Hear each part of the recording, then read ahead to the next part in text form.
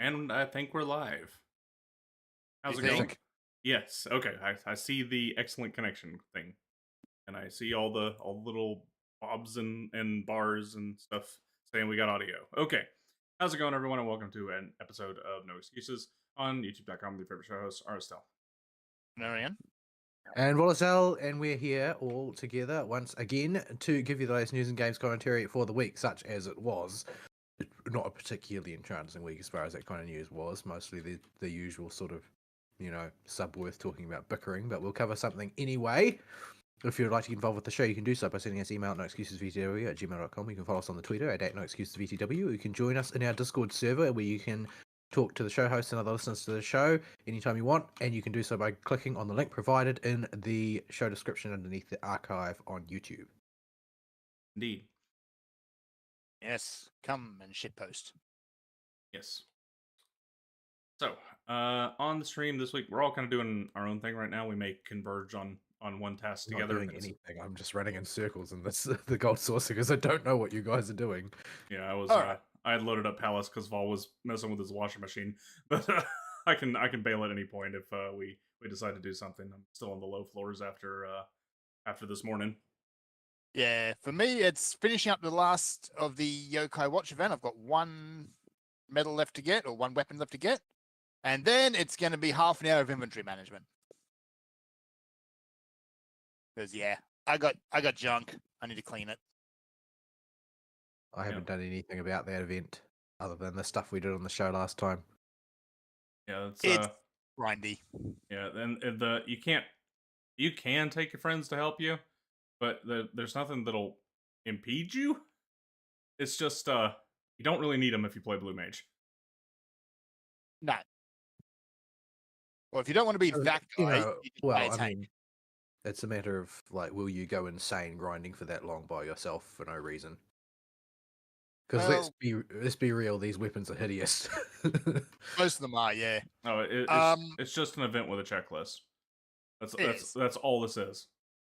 If you do like one weapon a day, then it's, I think, very manageable. You can usually knock that out in maybe 15 minutes to half an hour, depending on how RNG likes you.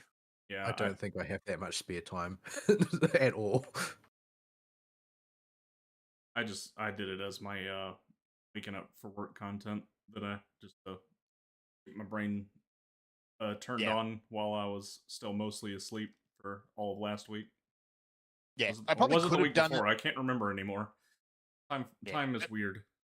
I probably could be doing it a lot quicker if I did just jump on Blue Mage and go around exploding things, but generally when I'm out and about doing them, there's a lot of other people around as well, so I just find, running as a tank. Yeah, right now is pretty close to prime time. But it's prime time starting to tail off. It's approaching 11 o'clock. Server time, that is. So it's yeah, you're gonna have people there all the time. But if it's 5 o'clock in the morning and you're just doing it while you're waking up, there's nobody out there, and you don't have to feel bad about Blue Mage and anything. Yeah. It's not like the first couple of days of the event where there was just people all over the place. And given the size of the groups, it was inevitable that there would be that guy in there. Oh, the missile guy. The missile guy. Or he'd just ultra vibrate everything before the half the group got there. Yeah, the insta kill the boss guy. The guy that probably insta pulls stuff in Eureka. Yeah, that jerk. But yeah, honestly, I don't really blame people in some contexts for insta pulling stuff in Eureka, simply because I feel like this is a Eureka issue. Yeah, like the fact that that's a problem is a design problem. Yeah, and I'm glad that it's demonstrably a soluble problem based on Bozja. There's no reason that they couldn't have just backed that into Eureka and made Eureka usable for normal people. Yeah, at least Bozja did go back and address the issue, but yeah, they couldn't always go and retrofit it back into Eureka, but they haven't. If I see a Sprout in Animos, especially because the free trial now extends to Stormblood, I'm like, okay, they just don't know. I don't know. I think if you see a Sprout in Animos, they're more likely to know than somebody else. Because somebody else could just be like, oh, well, I've never done this, so I'll go and have a poke around. Whereas a Sprout who is in Eureka and Emus is probably like, you know, he's in Eureka because he's got the tism and he wants to do everything while still on a free account. Well, yeah. Yeah. Let me see. I'm at 6 medals. Nearly done. And now we're glad to see the end of this. There is a fun caveat to the influx of people in Eureka though. They can't use shout chat. No, they cannot. And basically the entire Eureka populace at large has just decided we ain't accommodating them. So Well, I mean, the Eureka community was always shit. There's nothing new about that. well, that and there really is no way to accommodate them because the way Eureka works, if you want your grinding to be efficient, is while you're in the zone with people, you pop the NM, you go do the N, everybody makes their way to the NM, and if whoever popped it will usually shout so and so popped, pull time, and call a minute for the fate timer for when it's going to get pulled, and then say and shout chat if you need more time. Usually they give about 5 minutes or so. Well, no, they give you about 3 minutes because that's more than enough time to traverse the entire zone on. It's if you have yeah, an it's outlet. not that big. So you should, if you had to go one end of the zone to the other on the mount without any assistance from Aetherites, it would take about 3 minutes. So people, I mean, quite aside from the gold spamming issue, if they could use shout chat, the shout chat would still become unusable because it would just be wall to wall questions about Pazuzu. yeah. But the quirk here is there really is no way for the Eureka populace to accommodate the Sprouts if they want to keep their pull times efficient because they have no way to communicate to people en masse that they're on the way. Yep. So if you're a Sprout trying to do Eureka, you see one of those calls, leg it. Yeah, you better look up how Eureka works and get to following if you're going to remain a free trial. Figure out how to follow the train. I mean, as far as I'm concerned, like a free trial can't complain about features. If you're a free trial, you know that it's called a trial. It's not supposed to be the full game. It's not supposed to be the full experience. If you want efficient grinding, well, too bad. I don't really care. Everybody else who is there grinding efficiently has paid for the privilege. You're there gratis, so don't whinge. Yeah. So that was a tangent from Fern's Blue Mage grind. Which I'm not doing as Blue Mage, yes. Yeah, well, your Dark Knight grind, I suppose, that you're getting no EXP on. EXP scaling so terrible. Yeah, all my jobs are either at a point where they're just I haven't started them, or they're beyond the point where the XP from these fates is going to be useful. So I just about sod it. I'm doing it on Black Knight, Dark Knight. There's a meme about night colors. And that's what you made me think of. No, Yeah, no, leave we that can't one talk well about alone. that. We can't talk about that because sooner or later we're going to run into an impolite night. Oh no. Well, not the one with the garden hose.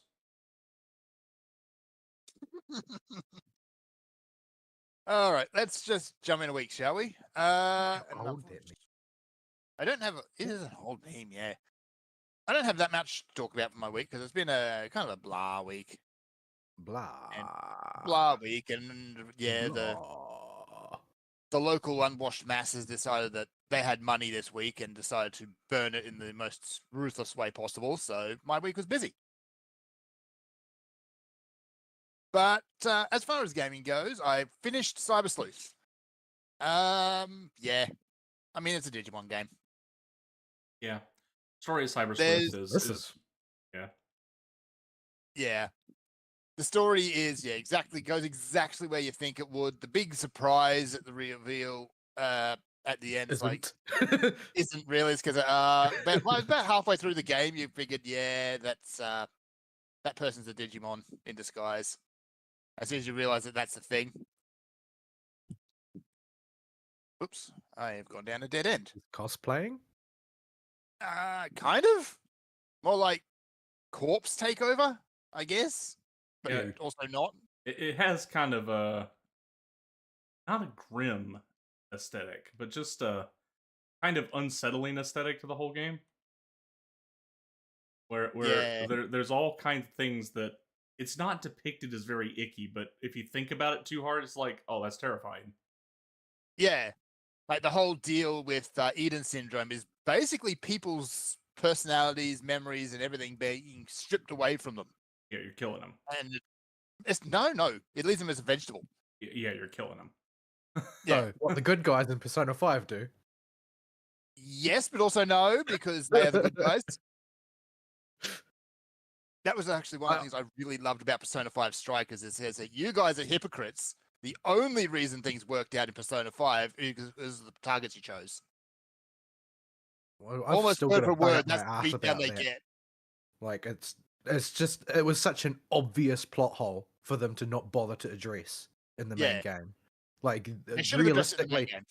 I think that is the biggest flaw with that game is simply the fact that they don't address the most important thing about the plot, which is the fact that the entirety of the plot hinges specifically on the moral decisions made by the characters, and nobody addresses whether or not you can actually call them moral decisions. Like, Yeah.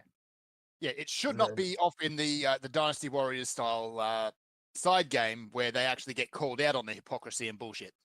yeah, I have no intention of forgiving that one. I think that was an unforgivable oversight. Yeah.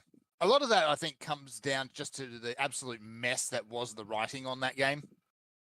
Like, it Yeah, wasn't well, done by a consistent team. It was like 4 different teams or something over the course of its development. Yeah, the game had development hell issues and staff shuffles at Atlas, but that still Yeah. doesn't excuse the product we got clearly had too many rewrites, and they need to stop and take another look at what they had on paper.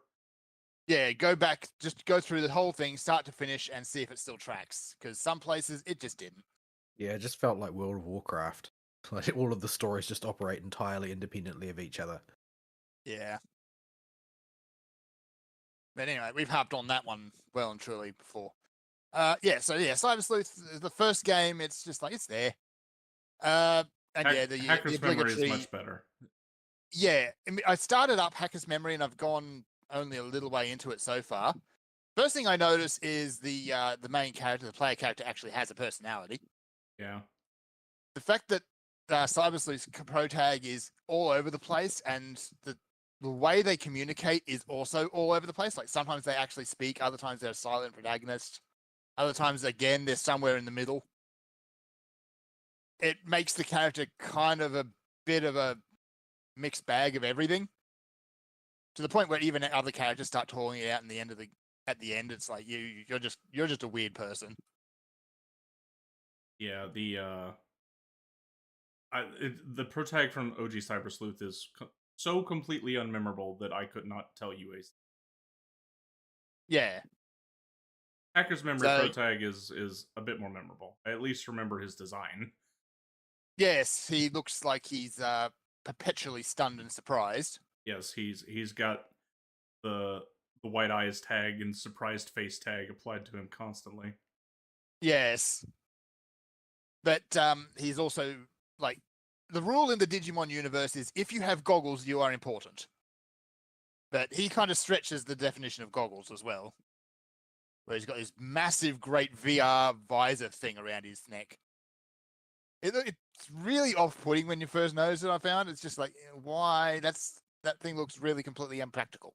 That is so early 2010s design. Isn't it just? But yeah, right from the get-go, though, Hacker's Memory, the presentation is a lot better. The characters are a lot more interesting. Like, you go through Cyber Sleuth, and the first thing I wanted to do when Nokia appears on screen is to test her like a mobile phone. It's like, no, you're annoying. Get out. But she continues to be annoying, and she annoys her way through the entire plot. And I'm going to spoil it because screw it. You also have the edgy hacker character who is edgy, and a hacker who is... I can forget his name because I've forgotten basically everyone's name in that game. But he just turns evil for absolutely no reason halfway through. Yeah. Then you beat him up and suddenly he's good again. this is ringing bells, but most of the original Cyber Sleuth's main story beats, I only remember in the very broadest strokes. Yeah. Even the local mad scientist is at least consistent because he is mad. And like he becomes the final boss, and he wants to make a new world. There's no sadness. Well, that's fine. Why are we stopping him? Yeah. Because he's gonna put everybody in a coma to do it.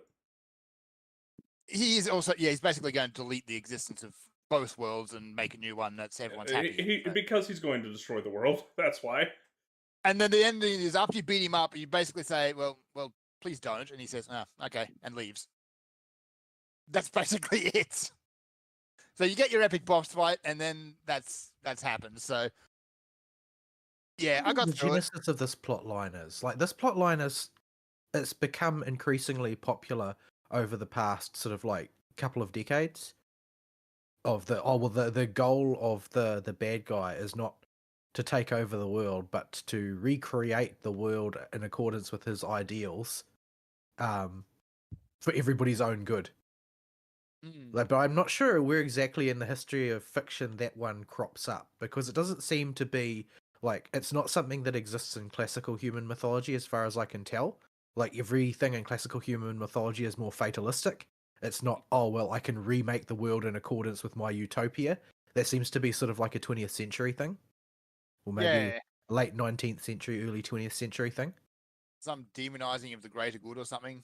Although the greater good in these stories usually involves murdering everyone, so yeah. Well, the thing is, the problem is the phrase "greater good," right? Because there's two versions of that phrase that exist contemporaneously: the greater good and the common good. The common good is what's good for people. The greater good is what's good for your ideals. Mm-hmm. So, if you exalt the greater good, then everything becomes licit. If you exalt the common good, then you can't place the good above the good of an individual person. Yeah.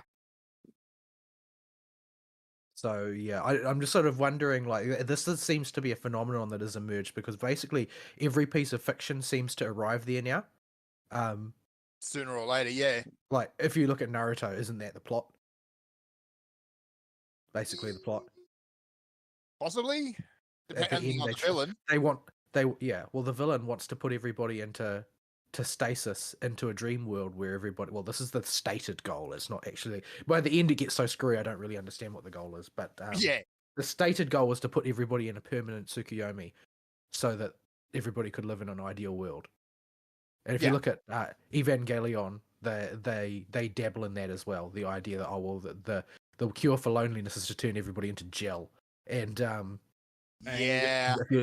if you look at something more conventional like Bleach, ultimately the bad guy's goal is not just to rule, but to actually recreate the order of the world in accordance with the way he thinks it should operate, like on a cosmic level. I wonder to if rebuild it's the world. like it's come about because it's taken a step through something else. Like actually, the classic Digimon is probably a good example. A Pokemon who wants to seek unity through oblivion. Well, he's more of a. I wouldn't give him that much credit. Pokemon is the embodiment of the recycle bin. He just wants to delete. Yeah. Yeah, I don't think of a Pokemon as a person with an agenda. No, it's more of a force of nature. Yeah, he's just the impulse of nihilism. Yeah, just manifested as a Digimon. Yeah, but we've seen it that the concept before. It's like we basically create a static world, and that is perfect. It almost. I think the answer might be simpler than we think, and that it seems like people have become obsessed with giving villains very complex motives as a way of taking the cheap route to getting their villain some kind of character by just and the easiest way you can do that is just make him an ideologue that has some goal that's already defined and easily conveyed to the audience. And the easiest one of those is just I want to make a new world for everybody where everybody's happy, and my way is the only way that'll work.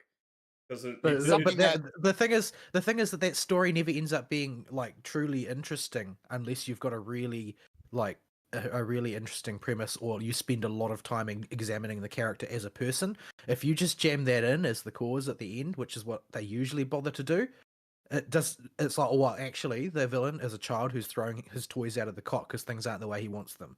That's why I say it's the cheapest step up from a villain Yeah, with it's no like motivation. It's like it's like yeah, it's a story or it's a motivation that seems credible or something that you could get behind until you give it like even the tiniest little I, bit of thought. I don't know if I would say Well, quite that. I would say it because the way they usually portray it, it's usually a very clearly childlike outlook on the world that the Yeah, character like has. you see, the thing is, like, we can take this in a more complicated direction. Like, let's say Plato's Republic. Plato's Republic is exactly that, except expressed on a political level as opposed to a fantasy, cosmological retrofitting sort of situation. Like, Plato has this image of the ideal republic, which is consonant with his ideas about how the world works.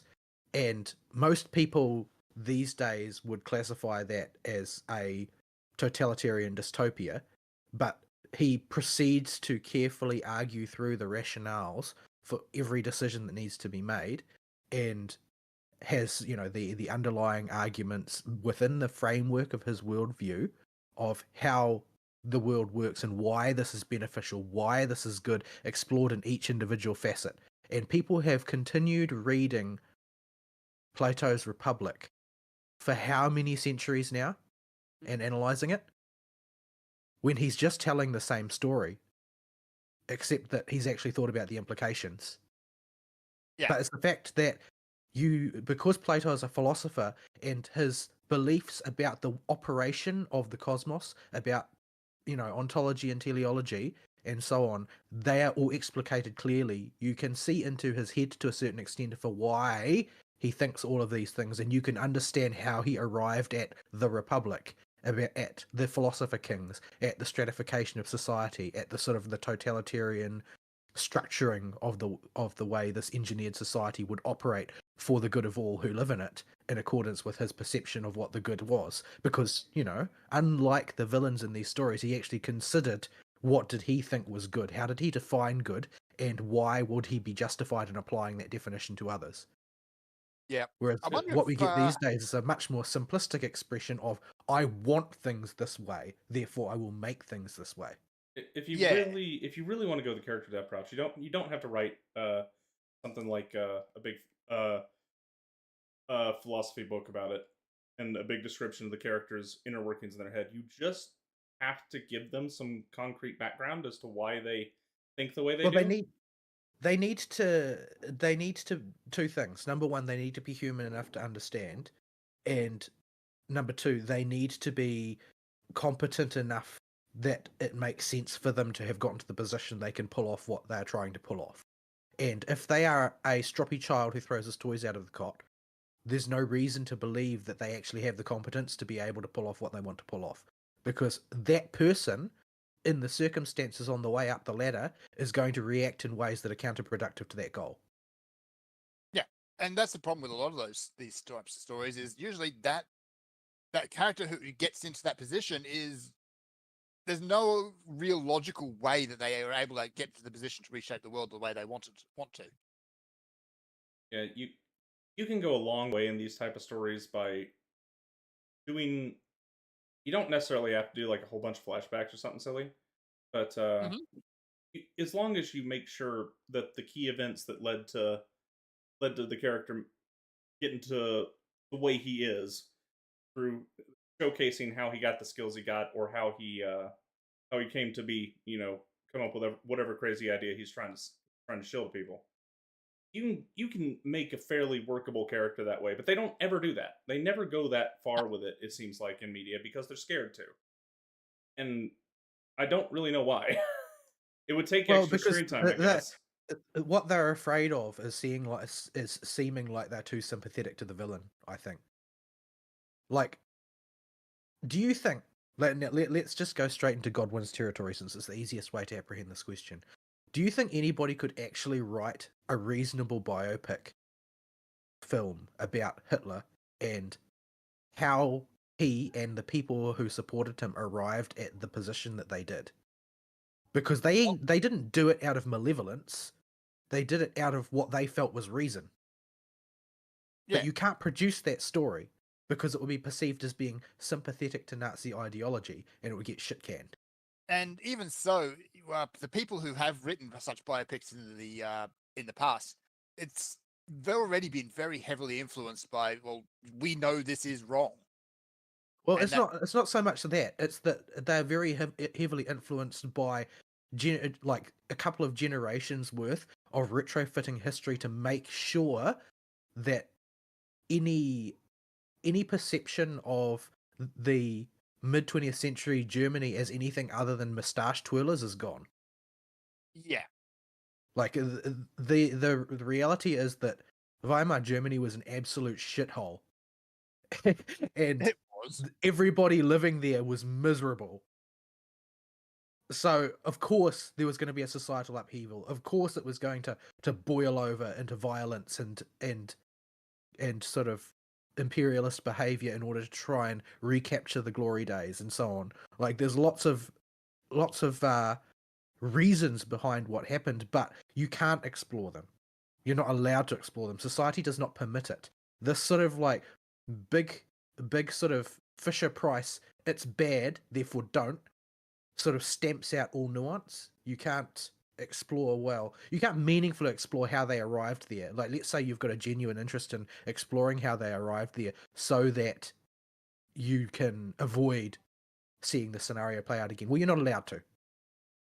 I mean, realistically, the previous explorations of it have been extremely damaging. Like the conclusion that was once reached that the reason why Nazi ideology arose was because children were sexually repressed and therefore needed to be placed with pedophiles in order to liberate them. What? That's a new one. No, it's not a new one. That was what the belief was following the war. And so lots and lots of young boys' lives were ruined. Yeah, no, that's just one take from it I hadn't actually heard. So No, it was a mass project carried out in Berlin by the intelligentsia of the time, believing that the overflow of violence was the result of sexual repression and that needed to be stamped out of children early, and their solution was to place orphan children with sex offenders to test it out. Learn something new then. It was an absolutely horrifying episode of history that gets completely stamped out of notice because Nazis bad MK, so we don't need to think about it anymore. Yeah, there is definitely value in going and exploring exactly. Yes, bad, but why and how?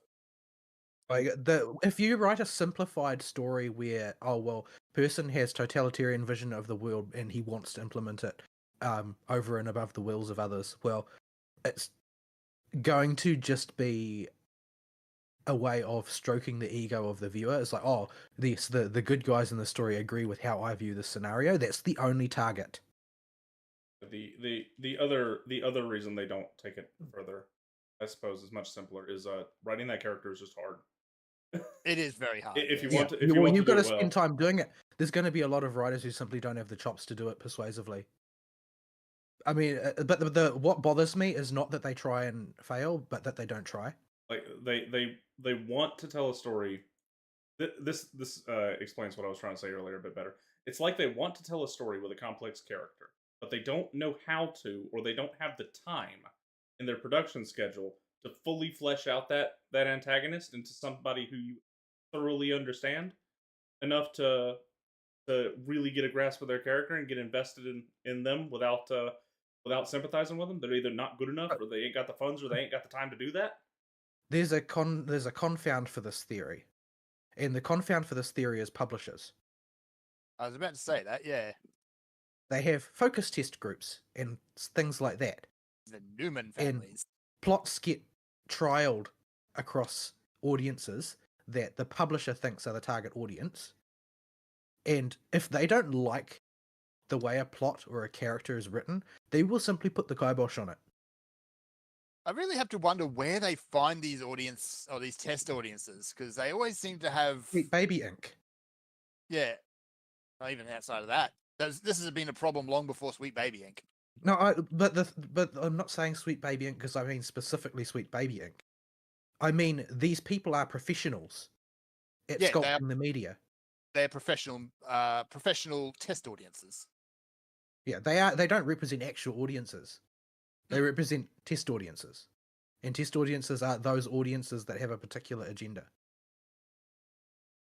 Or at the very least, have all the taste of grey porridge. But Well, that can be an agenda in and of itself. Like the agenda to appeal to the lowest common denominator. Therefore, when you assess a given product, you need to make sure you don't express any actual preferences. I think that You've was got kind of the 80s sitcom era. Then it's like, let's just dumb everything down and make. Like You know, when it's like Seinfeld being the pinnacle of humor. Yeah, And there's an entire generation of people who appear to believe that Seinfeld was in fact the pinnacle of humor. those people are wrong. I never watched Seinfeld, so I don't really know. It just all seemed like a kind of weird show to me. But Oh yeah, it was definitely weird. I appreciate the weirdness, but the humor was just. But even that type of humor is unpalatable, though, isn't it? Like, didn't Jerry Seinfeld famously say that he wouldn't perform on college campuses? Oh yeah, Because people just get offended. He's been out and about lately, actually, calling Hollywood out on their hypocrisy and bollocks. So people hate Seinfeld, but they're actually going to watch his show.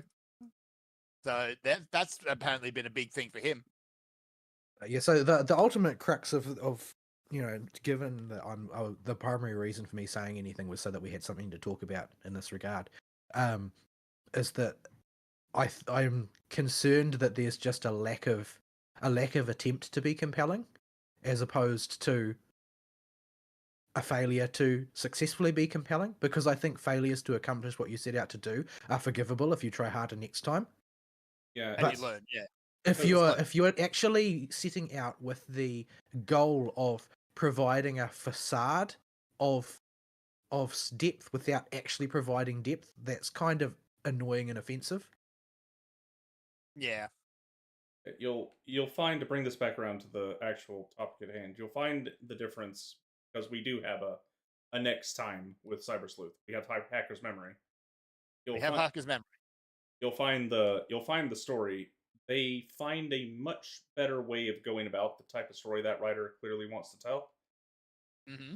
And that there are, when it comes to Japanese authors, you have effectively two types of writers. You have your Nasus and you got your Kodakas. One of them is really good at world building and telling a big story with a lot of moving parts in a world that makes coherent sense. The other is really good at character writing, but can't build a world for crap. See the Danganronpa games. Yeah, that's basically why I couldn't get into Danganronpa, is that the actual environment was incoherent to me. It was like being in a fever dream. Yeah. Kodaka knows he's bad at it, and so he focuses exclusively on the character writing. And as far as the world building goes, he literally says it both in two different games in the same franchise that he has some character articulate, don't think about it too hard. Yep. Because he's not a world builder, he's a character writer. The Hacker's Memory guy is a character writer. He is through and through a character writer. And he is stuck with a silent protagonist that has no personality, that has to interact with a whole bunch of characters very briefly in this attempt to tell this big story in this special Digimon universe. And it just kind of falls flat at the end of the day. It's not incompetently written. It's not the worst thing you've ever played. It's not even what I would call a waste of your time. But it's clearly not this writer's strength. And he is a much better character writer, and you'll see that when Hacker's Memory goes the character route instead. Okay. I think that there's sort of like the reason why you get a bifurcation like this is, I think, because there didn't used to be a bifurcation. What you had instead was high context societies where writers could draw on a common understanding of like what constitutes character, what constitutes virtue. Like there would have been a time where, barring sort of additional detail added by the author, if a character was sort of like a knight in service of their lord, for instance, there were certain things you already knew about who they were. Mm-hmm.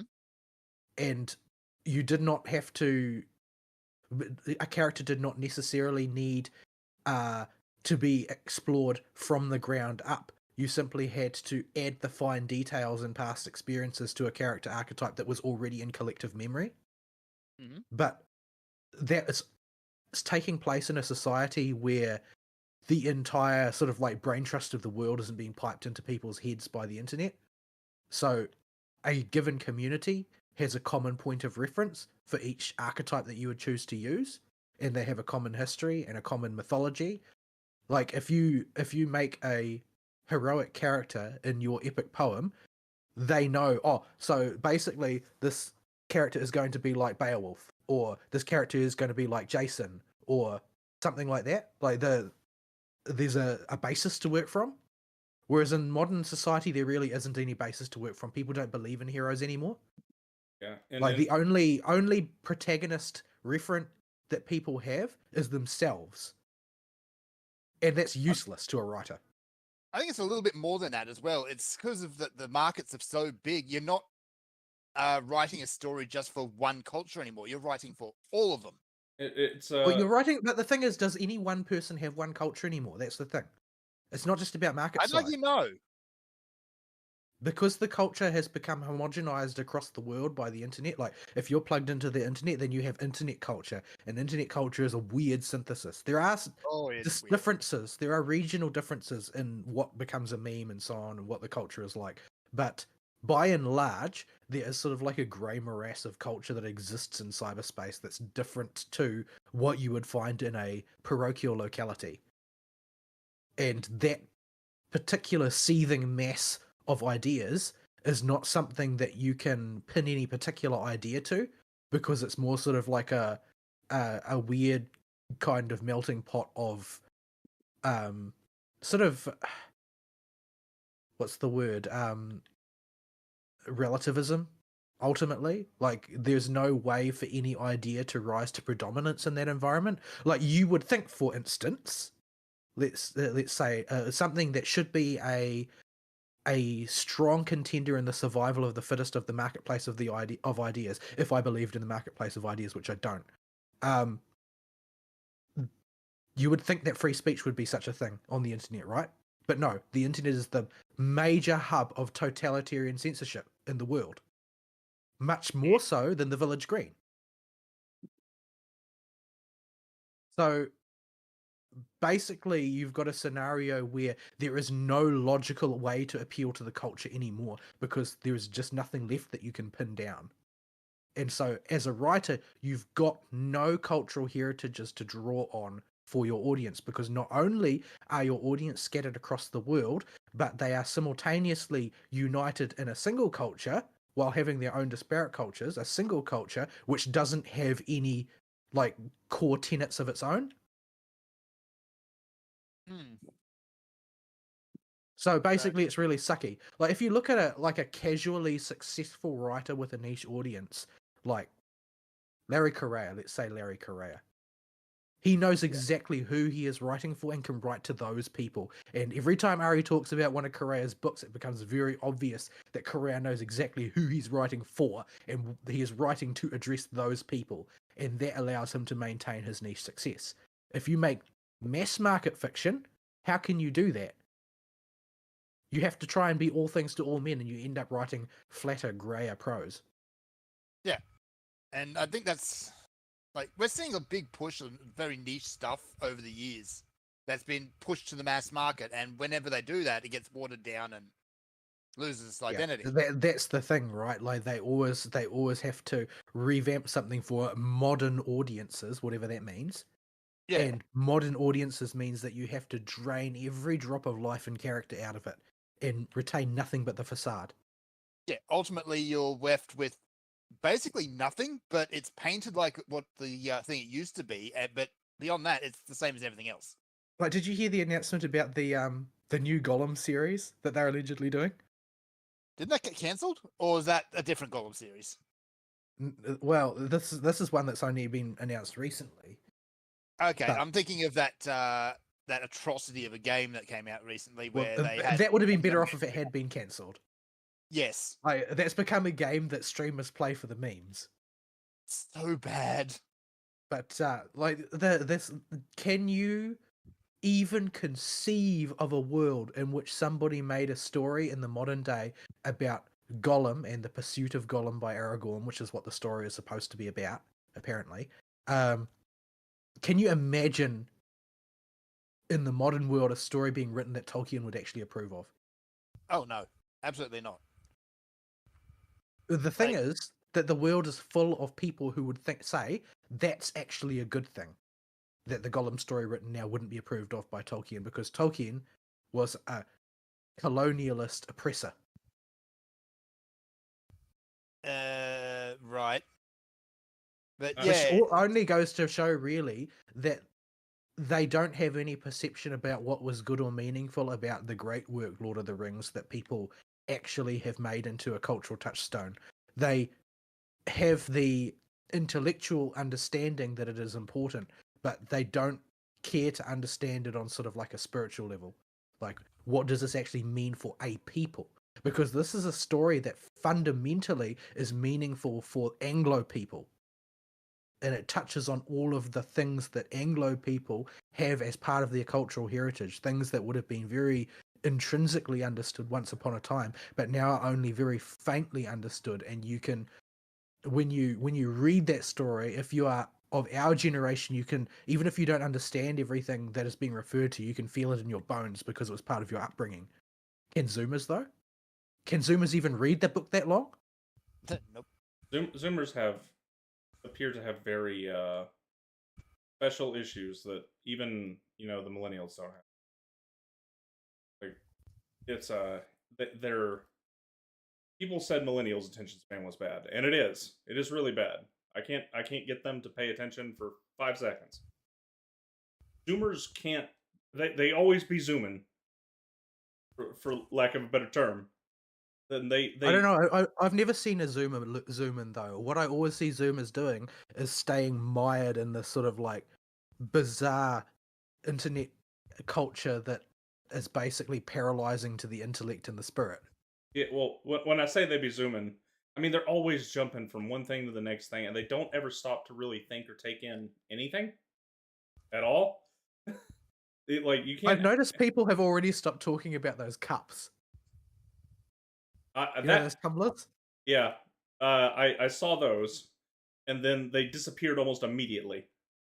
Stanley tumblers or whatever. Entirely. There was this stupid brand of cups that was, I think they were Stanley tumblers, is what they were, or something. I don't know. I only saw the We don't have headlines. that brand, so And every housewife and Zoomer was talking about them forever.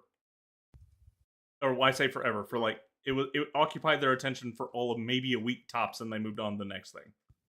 That's forever in internet culture. Yeah, it's anyway, I'm it's sorry to weird. destroy Fern's week like this, but I was just trying the exercise Right. of fabricating content out of nothing. We got a bit philosophical there. But yes, So I think yeah. you'll like Hacker's Memory better. Okay, that's good. Yeah, having the Cyber Sleuth right from the get go. The main character has a mixed personality. It's all over the place. It's just like whatever. But at least Hacker's Memory right from the get go, the character is at least consistent with their goals. Yeah, he's got a little group around him. He's got his little girlfriend.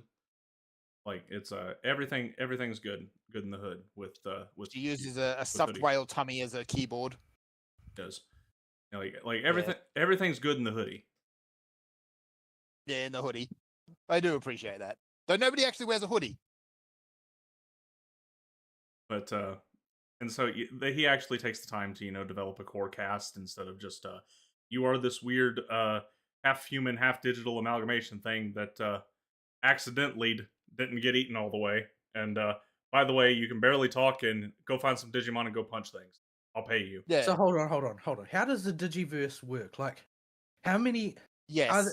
There's lots of Digimon stories. Are these all taking place in the same universe or not? No, Like, I'm no, really confused no, about that. There, almost every single Digimon story has its own continuity with different rules for how the universe works that adapts to the digital era that it's created in. So which ones are shared? The Adventure series is shared. Cyber Sleuth and Hacker's Memory are shared. I think that's it. That's That's What about about it. television? Yeah, What I about think what? series How series do the 1 and television 2. ones intersect with? Mm, Yeah, the first two seasons of yeah, the show are Adventure 1 and Adventure 2, and they're on the same timeline, but that's all we know. that's So, about it. so every other series has its own one. Like Tamers is its own one that's never intersected with by any of the others, Correct. Yep. including a any of the few- video games. Correct. Correct. There's a few constant things, like there's usually the real world and the digital world, and at some point they will intersect. Yeah, And Leomon will die. Yeah. Agleamon would die. they're you can't have Digimon without Leomon dying. Yeah. Usually humans will encounter Digimon and usually will assume that there's some sort of either program or ghost or something like that before they realize they're kind of their own people. Or, just monsters attacking Tokyo, like in the first adventure game. Yeah. Like they were. I mean, Survivor, mean, they straight up call it doesn't- yokai. Doesn't every Tokyoite grow up on a diet of monsters attacking Tokyo? Yeah. like they Yeah. It's kind of how it do. Yeah, so this one's internet and digital world apparatus it's set in a near future where they have this kind of like VR environment, but it's not SAO tier. You just kind of basically use You drive an avatar around. you drive an avatar with Neuralink. You're not getting one-to-one feedback, but if your brain gets eaten by something in the digital world while you're Neuralink driving your avatar in it, you get brain dead. You get brain dead. There's a big old hospital, and of course, another consistent thing that exists in Digimon, or not completely exclusively, but there's almost always an evil corporation. And this one's no different. There is the evil corporation covering everything up. There's always also some secret government agency that starts off as evil until the heroes punch it hard enough, and then it has to cooperate. Or until the heroes actually figure out, oh wait, no, we're just dumb kids. No, the corporation or the government is still usually evil. Yeah, usually evil. It's But just they doesn't don't. everybody in Adventure go to work for the government in the end, basically? Tai becomes an ambassador for does. the digital world for the UN. So yes, Matt becomes a rock star. I wonder if he also works at Waffle House. Is that canon? Because I know that lots of people got really mad about the epilogue. The Adventure 2 epilogue was always seen as kind of a meme because it hard capped what could happen with Adventure, and people wanted to see that universe continue, but that was the first clear sign that the Adventure universe is done. There's an epilogue. So when they came back to it, they had to work around the fact that there's this epilogue, and it's a big reason actually that people hate the next the Last Digivolution movie. Aside from it being hot garbage, it just contradicts canon. yeah. Like not a little bit of established canon, but a lot of it. This is probably why Digimon tend to happen, or games and movies and stuff happen in their own unique universes, is because they are terrible at continuity. Yeah, They always have been. Like Adventure Hard ended with 2 pretty much at the end when everybody went and got jobs. Yeah. Like the things that you'd think would be consistent, like what digivolves into what, even that is inconsistent. Well, that's the kind of thing you expect to change over time with a franchise like this. Like adding new monsters is part of the thing, and branch Digivolutions have been a thing since the first Tamagotchis. So they've been there since the beginning. Adding more branches is expected. That happens. Yeah. But taking away and moving branches is probably a little bit less. But yeah, it's it's an odd franchise, but it's a fun franchise just because of how dumb it is with its universe. You really kind of just have to embrace that each part of that franchise is made in an era and time specific to it. Its internet and way it presents technology and the internet will always be different than any of the games that came before it, because the internet was such, and the digital world in general changes so quickly in the real world that if they adapt the digital world to real life, they've got to mess with it a little bit to make it still this mystical place. So yeah, it's a fun world, but just don't think too hard. Just go in, enjoy the look. Here's all these colorful monsters that may or may not be Gundam. Yeah, and I think that was a big drop ball in Cyber Sleuth is they really tried to play the world building angle, and it just doesn't work. It just doesn't. Digimon Yeah. is not a series suited to that. Digimon has always been better at character stories. Like the I think, original, yeah. yeah, I think a big part of Cyber Sleuth's also lack of appeal is 95% of the game happens in the real world. Even though the digital world is encroaching on it, it's still like recognizable places from the reality, and it's like, eh. Whereas most other Digimon games, you go to the digital world and faff around there. Well, I seem to remember the digital world from Tamers not being that nice of a place.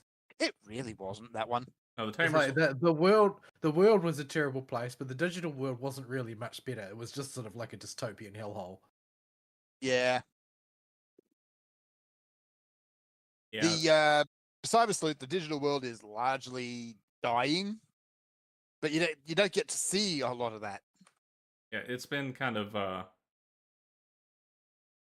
the Tamers one in particular has a very mystical element to it. It feels less digital and more like a traditional location somebody would be taken to by Truck-kun.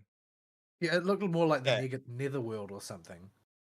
The Like, one oh, is well, this is where this is like a parallel dimension where you might accidentally fall through a door to there like Narnia if you are unlucky, but you really don't want to. yeah, and that's because the writer was cracked out of his mind. But the one in Cyber Sleuth is a much more traditional Digimon style. It's just a place that is influenced by the internet. Yeah. Yeah. Can't words. Hopefully, you get to see a lot more of it in Cyber Sleuth, because by the time you actually go, not Cyber Sleuth, Hacker's Memory.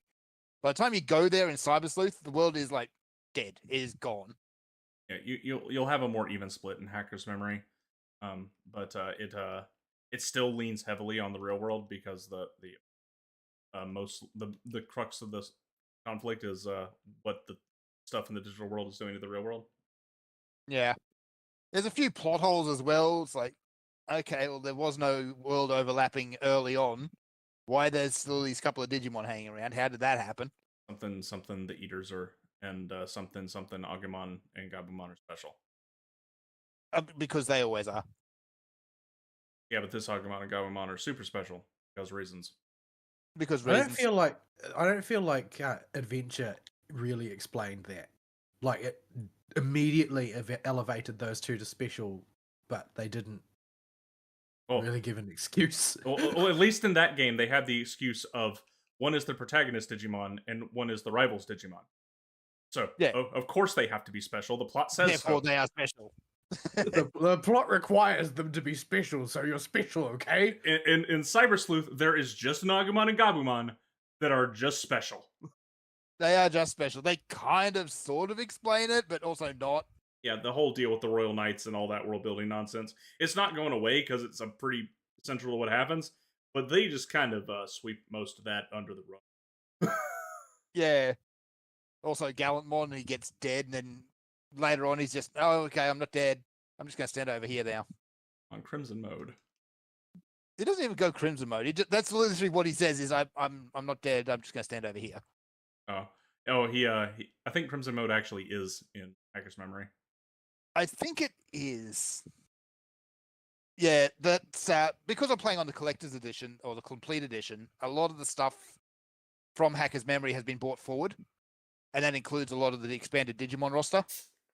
I see. So pro tip: if you decide to go for the Platy in this game and get all the Chivos, yep. That's another thing, at least. That's get a turbo controller. Yeah. Thankfully, badge collection progress is carried over as well. You can do it in either game. You know the little gacha machines that you have to mash X to spin? Yes. That was the Chivo that made me go buy a PS3 turbo controller. Yeah. Going to buy a turbo controller to roll the gacha is some next level Tizamara still. It is. Because it takes so long for this stupid machine to spit out every copy of what it's got inside of it, and you need to get them all to get what will inevitably be your last Chivo. Yep. The only reasonable And- way to do it is to go get a turbo controller and leave it on literally overnight plus at work. Yep. And Cyber Sleuth alone, there's about 20 of these machines, and each of them has a unique drop list. In Hacker's So Memory, you they're all have- consolidated, but this means you're going to be matching on that one machine a lot. Yeah. So that's at least slightly better, I guess. But yeah, Cyber Sleuth, you got to go, you drain one machine, and then you move to the next. And then the next. And if you're trying to do this early on, then you realize that, oh, hang on, about towards the end of the game, there is a 1,000 yen one that pops up. Mm-hmm. It's not there earlier in the game. Yeah, all your money farming is to sit there, is to turn the turbo controller on and go spin it on the gacha machine. And just go do something else. And not play the video game. Yes. So yeah, my total play time, according to the Switch anyway, for for Cyber Sleuth is 1,900 hours. So there's also that. Yeah, it when it's doing stuff, it on the farms and stuff when you're not playing the game, it counts that. Yeah. Yeah. Yeah. I've I don't know. given It up would have on... been maybe No game will 20 give hours? us... 2025 sounds about right. It's not a Yeah. super long JRPG, but it's got, a full JRPG in it. Yeah. I It's did not- spend a lot of time just faffing about and playing around with the farms and evolving stuff. As you do. So I spent a bit of time with that. Those farms are incredibly addicting. Yeah, there's a lot of setting up and then walking away as well. Like sometimes I would think before I played Cyber Sleuth and Hacker's Memory how people got hooked on the Tamagotchis. Yeah, And then I played Cyber Sleuth and Hacker's Memory and just spent hours of my life messing around in that farm just to see what new Digimon would pop out. if I give you a Digimon World game, we will never see you again. Oh, I played them before. I'm well aware. Yeah, I could I not beat do- the first one when I rented it from Blockbuster. the original. That's because there was a game-breaking bug towards the end of the game. You hit a point and I think it was a boss you just could not beat. You literally could not beat it. It like hit 0 hit points and didn't die, or something like that. And that was in I know it was definitely in the PAL release. I'm not sure if it was in the US release as well. Oh, The PAL version I definitely never had it. got anywhere near anything resembling the end of the game. The game was just too hard in general. It was a very tough game. I think the first Digimon World game explains no mechanics to you and is Nope. one of the Dark Souls eat your heart out. Yeah. New World, New Order, should I say, is much bigger in scope. It still has the same build up the town and recruit all the Digimon mechanic and play your things like a Tamagotchi and take care of them while wandering around the world. But I think that game, the battle mechanic is the worst. Because you have no control, really. It's like you throw your Digimon into an arena with an enemy and they just kind of do their own thing. And sometimes that means just standing around staring at things while they get beaten on. Mm-hmm. Right. Even though they've got a move available that they can one-shot stuff with. It's just, Anywho, We've been on Um, Digimon for a while now. And we you haven't you barely that's our full discussion for the first hour of Hacker's Memory. Man, we're gonna be here a while if you actually beat that game. we'll see. So yeah, we'll charge into that next. Uh, I need to check this before we move on. Ferg, Okay. you don't have to run away early, do you? no, I don't. Okay. Well, to I be would've fair, moved- then, this is the first episode in ages that we have the freedom to sort of natter on a bit. It's also the It first does. one Fern's not It- really been on any kind of timer where we're all not on a timer.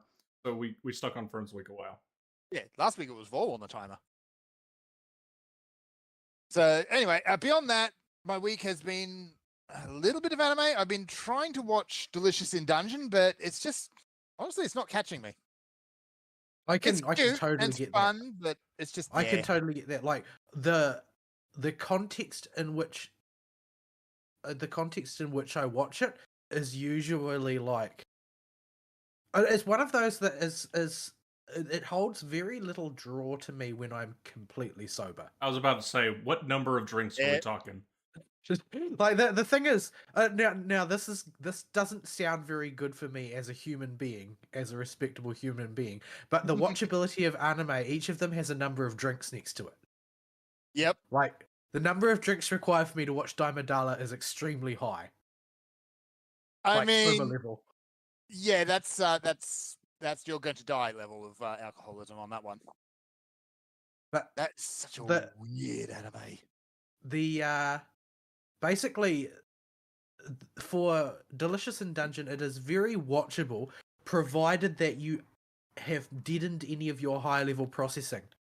Like the discussion that we had on the nuances of character writing a villain who wants to remake the cosmos for whichever reason he's got, like that discussion is not compatible, really. Although the story, as it wears on, does have a few sort of interesting discussions that you could spin out of it. Like I haven't bothered to try and do any kind of textual analysis. I'm not really that kind of person, even though I often telegraph that I am. Like when I talk about my concerns about writing or storytelling generally, it's not actually because I'm passionate about storytelling. I have no talent for any form of art. I can't write stories or tell stories. But what it is an expression of is the clash between my worldview and the worldview of the writers. And if I find the writers' interpretations wanting in some way, then I sort of like try and drill down on why exactly is it that I find it wanting. But generally speaking, textual criticism is not my thing. I like to enjoy things for what they are. The problem is that my take on the world as in general is like 60 degrees oriented away from most other people's, so I experience a lot of sort of intellectual clashes in that sense. So when it comes to something like Delicious in Dungeon, it is quite easy to enjoy just as entertainment and nothing else.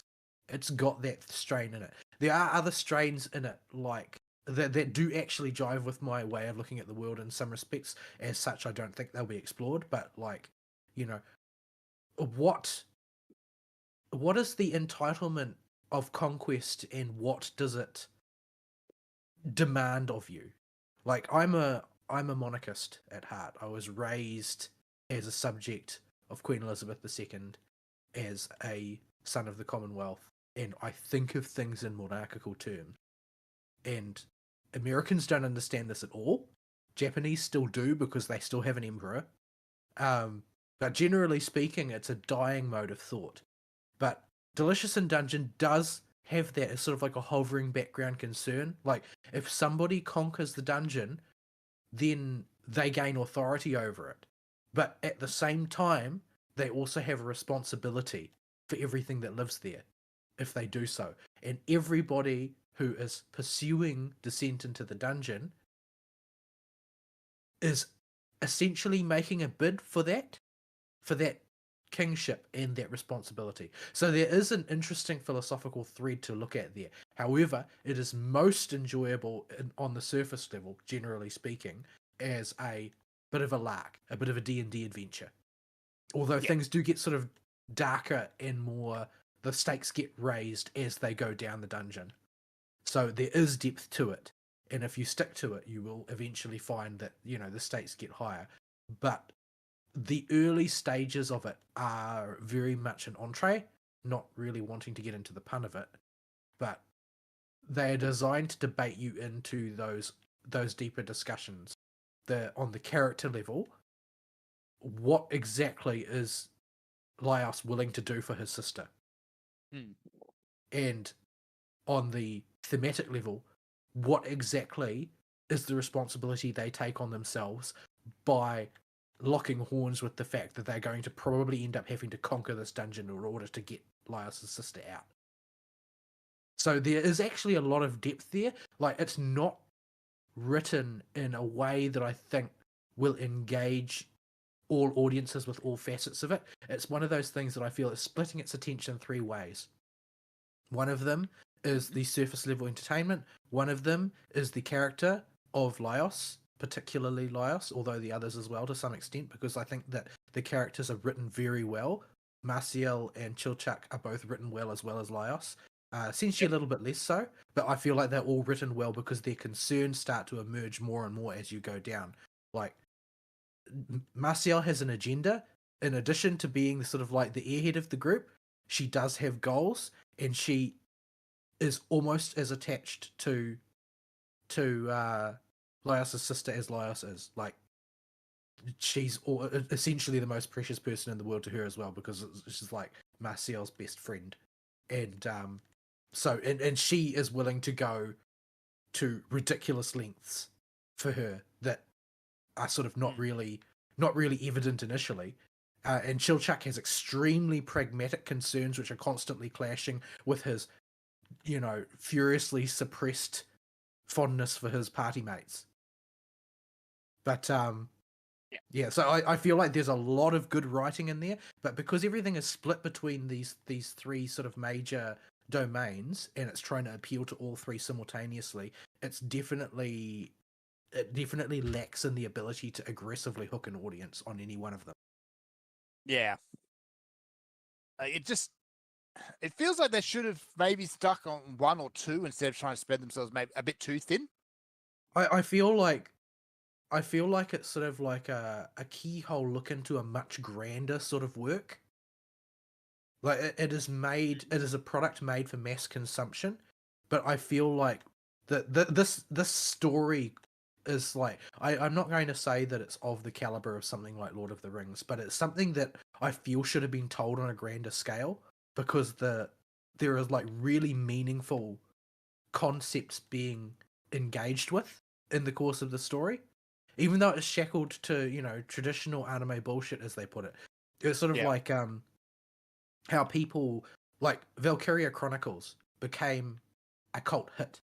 And the reason it became a cult hit was because it hooked people with anime bullshit, but sort of genuinely engaged with war and its effects on people, albeit in an anime way. And that same thing is what has made like Gundam generally a perennial classic. That when it's at its best, it's really engaging with what war means and what cultural difference means and that sort of thing. Like, I feel like there's a lot of potential to the story, but the reality is that the story was born and written in an age which is not willing to engage with depth. Yeah. Hopefully, it's an age that will pass. Yeah, I think we are in a very superficial age right now, but I feel like we're sort of burning out onto the embers of that way of thinking, and that reality is going to bite down. Whether it'll happen during our lifetimes, or if it doesn't happen during our lifetimes, I feel like it will happen immediately afterward. Yeah, like we're starting to see elements of it now, but these things take a long time. Yeah, the paucity of meaning in people's lives is something that has become very palpable over the course of the last 10 years or so. Yeah. Anyway, I don't think there's anything else I've really watched this week, so that's basically been me. So that took a lot longer than expected. Yeah, but I feel we got some good yarns out of it. We did, definitely did. And me and Vol have been busy this week. What am I doing? I think I actually got enough Bozja memories in order to hand in a weapon here. Yeah, I've just been hanging out at the Gold Saucer after I finished my my little floor set, and I finished it eons ago. I've just been down in beer after beer. Beer. I gotta go get my lawman. I've sort of become a little bit addicted to this Australian beer. Like, I didn't really much like it when I first tried it, but it grew on me really fast. It is very drinkable. Yeah, like I feel like it's drinkable in a way that most New Zealand beers I haven't found to be. Like, Australians are very famous for their fondness for beer, and although mostly they're famous for their fondness for Victoria Bitter, but and 4X, but when you live in a hot climate, the quality of cold beer becomes increasingly important. Yes, it do. So, yeah, just if you are going to delve into the world of Australian beer, do your research. Well, I mean, I've only got access to whatever makes it across the Tasman, so I just have to be selective.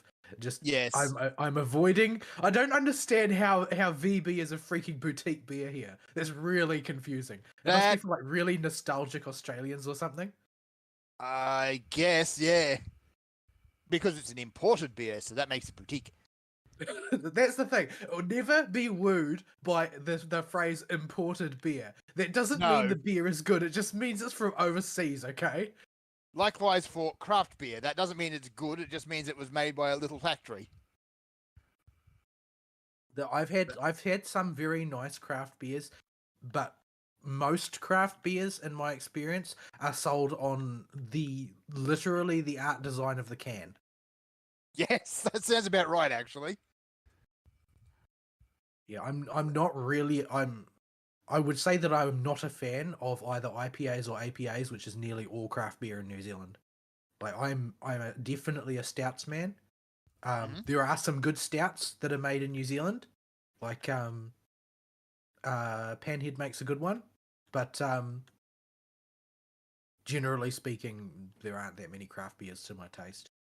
But yeah, there's the Australian brewery Coopers makes some pretty good mass beer for pretty cheap. That is not, well, when I say pretty cheap, I mean pretty cheap by a person who actually is particular about the taste of their beers standard, as opposed to pretty cheap by the standards of people that buy Dobros, as we call them in New Zealand. Dobro is short for double brown, and double Right. brown is possibly the worst beer that you can buy at the supermarket. It is the cheapest by like 15% over the next cheapest beer. It is. I received a case of Dobros once. No, actually, to be more specific and to reveal to you a little bit about the culture of New Zealand in an oblique way, I received approximately 85% of a case of Dobros as payment for building somebody a computer once upon a time, and I drank exactly one can. No, that's not true. I didn't drink exactly one can. I drank exactly 15% of one can before tipping the rest of that can down the sink, taking the Dobros back to the guy who paid me with the Dobros, and demanding a different beer, and I didn't care what it was. Oh. Oh, that's great. Anyway, That that's bad. Where is my stuff? Oh, here it is. I'm trying to remember how I get this item out of here now. So you need to equip a different weapon. No, go get him a glamour dresser. Oh. Oh, found it. There we go. See, the great thing about having modern computers that I can play Final Fantasy XIV and Honkai Star Rail and Genshin Impact at the same time.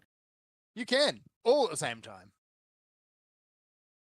I hear that I have never tried it yet. Maybe when I buy a fancy new phone, which might happen at some point in the future because my current phone is starting to explode on me. I've never tried running Star Rail on it, but I've heard that it absolutely mauls most phones. Yeah, I'm not willing to put it onto my phone because my phone's like 4 years old at this point now, and it was never a top of the line phone, so I expect it will catch fire if I try that. Mine was one of Xiaomi's sort of like upper mid tiers about 4 or 5 years ago.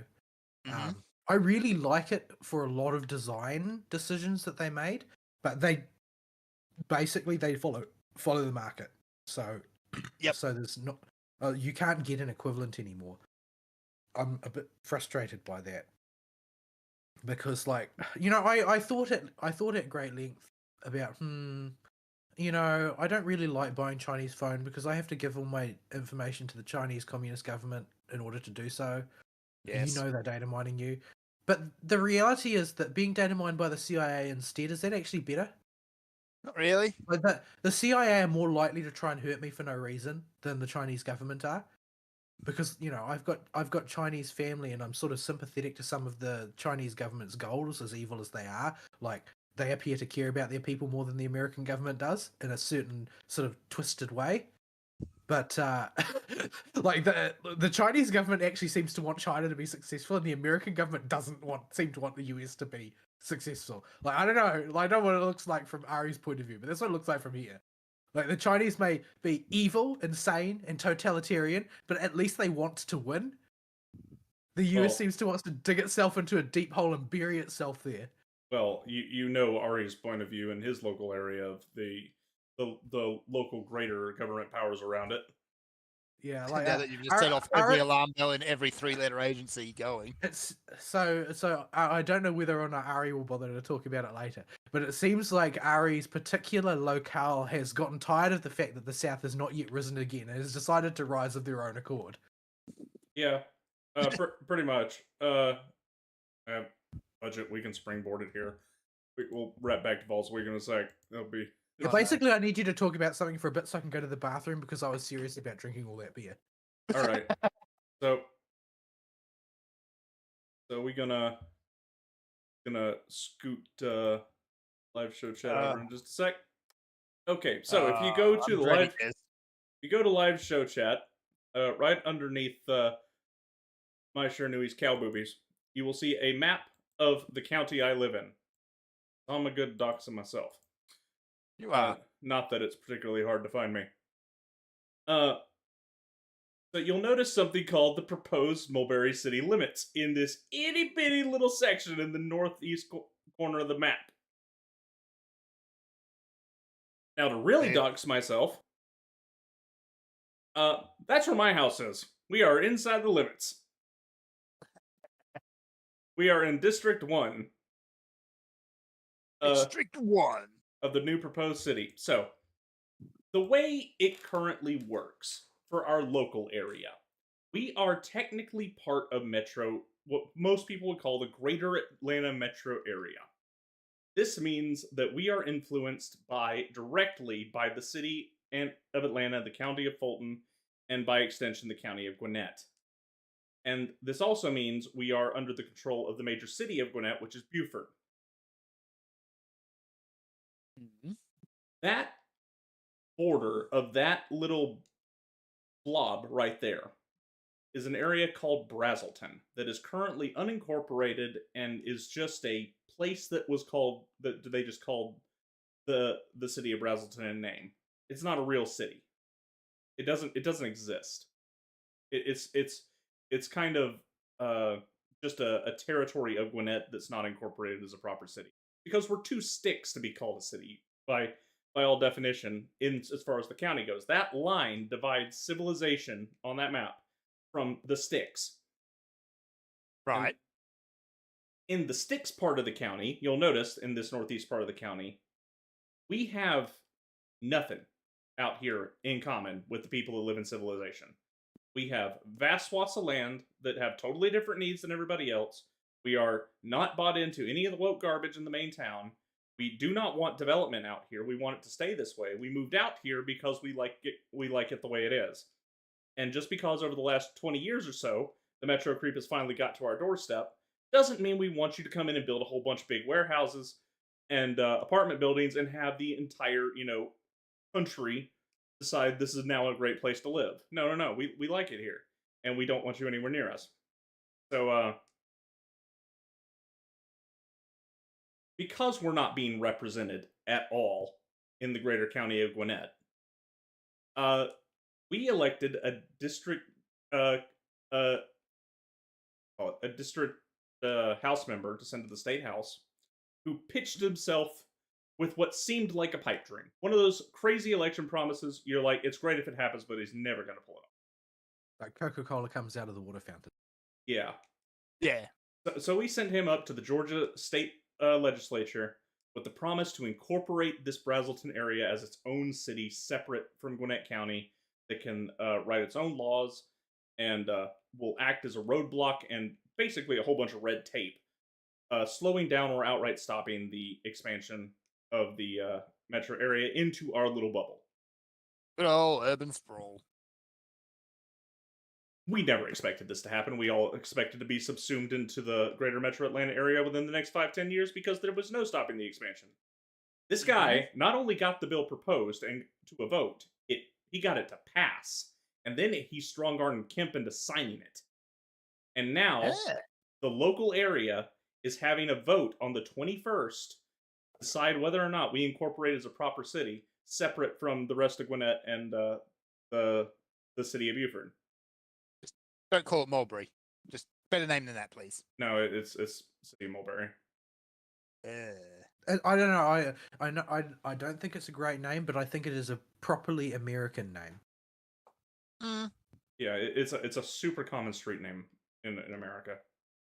And At least it's better than the Australian way, which is either name it after someone dead, name it after a pun, or an Aboriginal pun. it's named after the giant park that's been here since like literally the 1850s. It's smack in the center of this area called Little Mulberry Park. Yep, that's where the name came from. Don't know why Little Mulberry. Australian place names always sound like they came out of the end of a didgeridoo. A lot of them do, yeah. Yeah. Mulberry may be a normal last name that you could find anywhere for anything. And it may seem incredibly small and insignificant, but to me, this makes me so happy that my area is willing to actually stand up and tell the rest of the people around them, nah, screw you. No, we're out. We're not playing this game. We'll make our own city.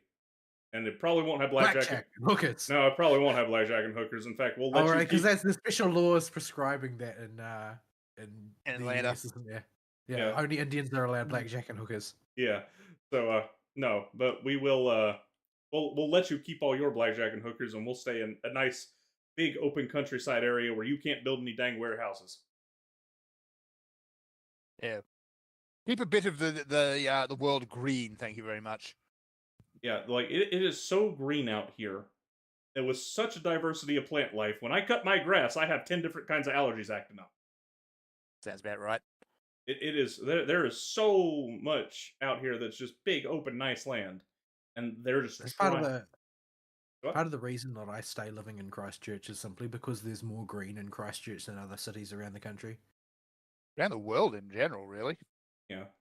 But the second you hop over that proposed Mulberry city limits line, concrete and steel and just modernist, brutal architecture, it's awful. Out here, most of the houses are wood.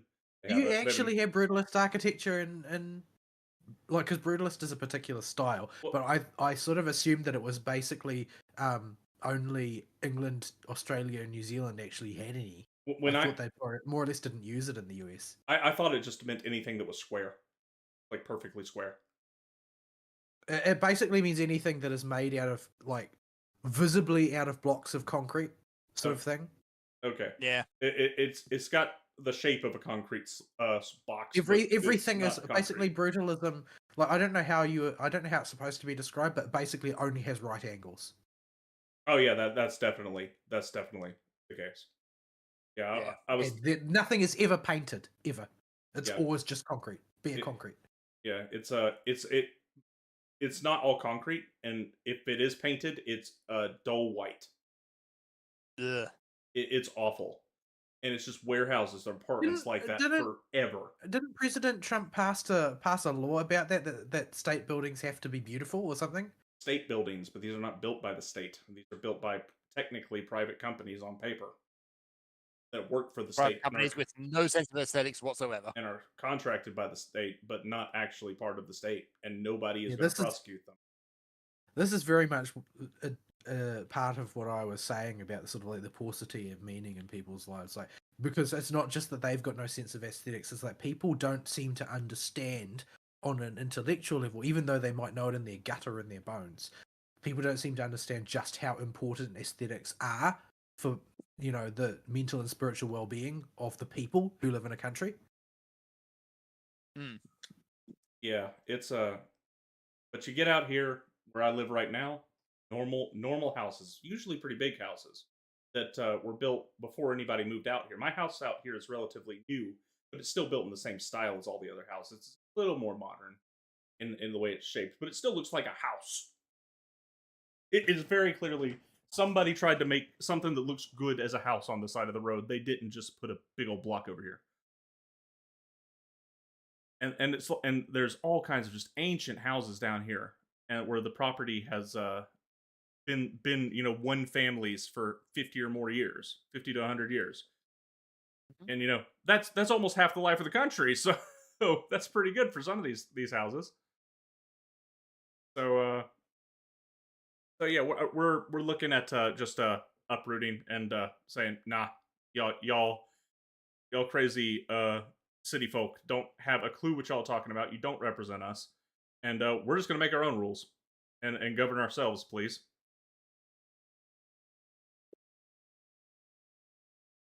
Well, I So- mean, it seems very in keeping with the sort of the traditional American spirit. Yeah. Like, I don't see how you can meaningfully argue against that if you are an actual American. Yeah, and furthermore, this to hammer home this point and why I'm so gung ho about it. This area that's incorporated as a city is tiny. It's itty bitty for especially America size. There are like maybe 10,000 residents stretching. Probably not even close to that many. I It's- don't remember any part of the American Constitution that says you need a specific number of people to you don't. incorporate as a city. You don't, but the smaller size is good because it means, a small council of local representatives can actually work because you know a good chunk of a sizable percentage of the people personally that live in your Well, area. the reality is that you need as a community to be number one. You need to go not rest on your laurels once you incorporate. If you can successfully pull this off and you don't get completely beaten out by cheating, you need to make sure that you build really strong community bonds really fast, and you need to be prepared for the fact that the rest of Gwinnett County is going to attempt to beat you into submission immediately afterwards. We're all aware of this, and we already have, especially compared to most of the modern Western world. Forget just the U.S. This area is older enough in its sensibilities that you know your neighbors. Like I go and help the horse lady next door. Like she keeps horses over there, even though she's ancient and she needs help sometimes. So if she's trying to do something in her yard and it looks like she needs help, or the guy across the street, we've had him come over and he actually does roofing and he's re-roofed our house before. The guy that lives next to him is a weirdo, but we've gone to see him before. And he doesn't get out very much. We do have one crazy neighbor, but she's just kind of old and demented. And there's the pastor's house. He's a pastor for some weird wackadoodle church that always has his youth events at his house. So he has all the inflatable castles and stuff over there. So we've gone over to check it out and meet him. And That is so American Protestant. They sound always incredibly sus, those things. yeah. So we all know each other, at least as far as walking distance from my house that's reasonable to walk. Because properties are big here. Anything further than those houses is a little rough. But I still know people on the road that live in the area. And every single one of them I've talked to, I haven't talked to the crazy lady, but every single other person I've seen and talked about it, because this has been an active point of discussion, has been super in favor of this. It's just like, screw Gwinnett County. Yeah, we kind of went through that a few years back with a local government integration where a whole bunch of local government areas were just going to get mashed together all over the place. We were going to get merged with the city that's 120 kilometers away, which frankly are just completely incompetent, but just have completely different values. Like some of the integrations that they proposed made sense, like Townsville and Thurngale, because they were basically one city already. But all these small towns would have lost their identities completely, because the bigger councils just ignore everyone who's not really in the inner city.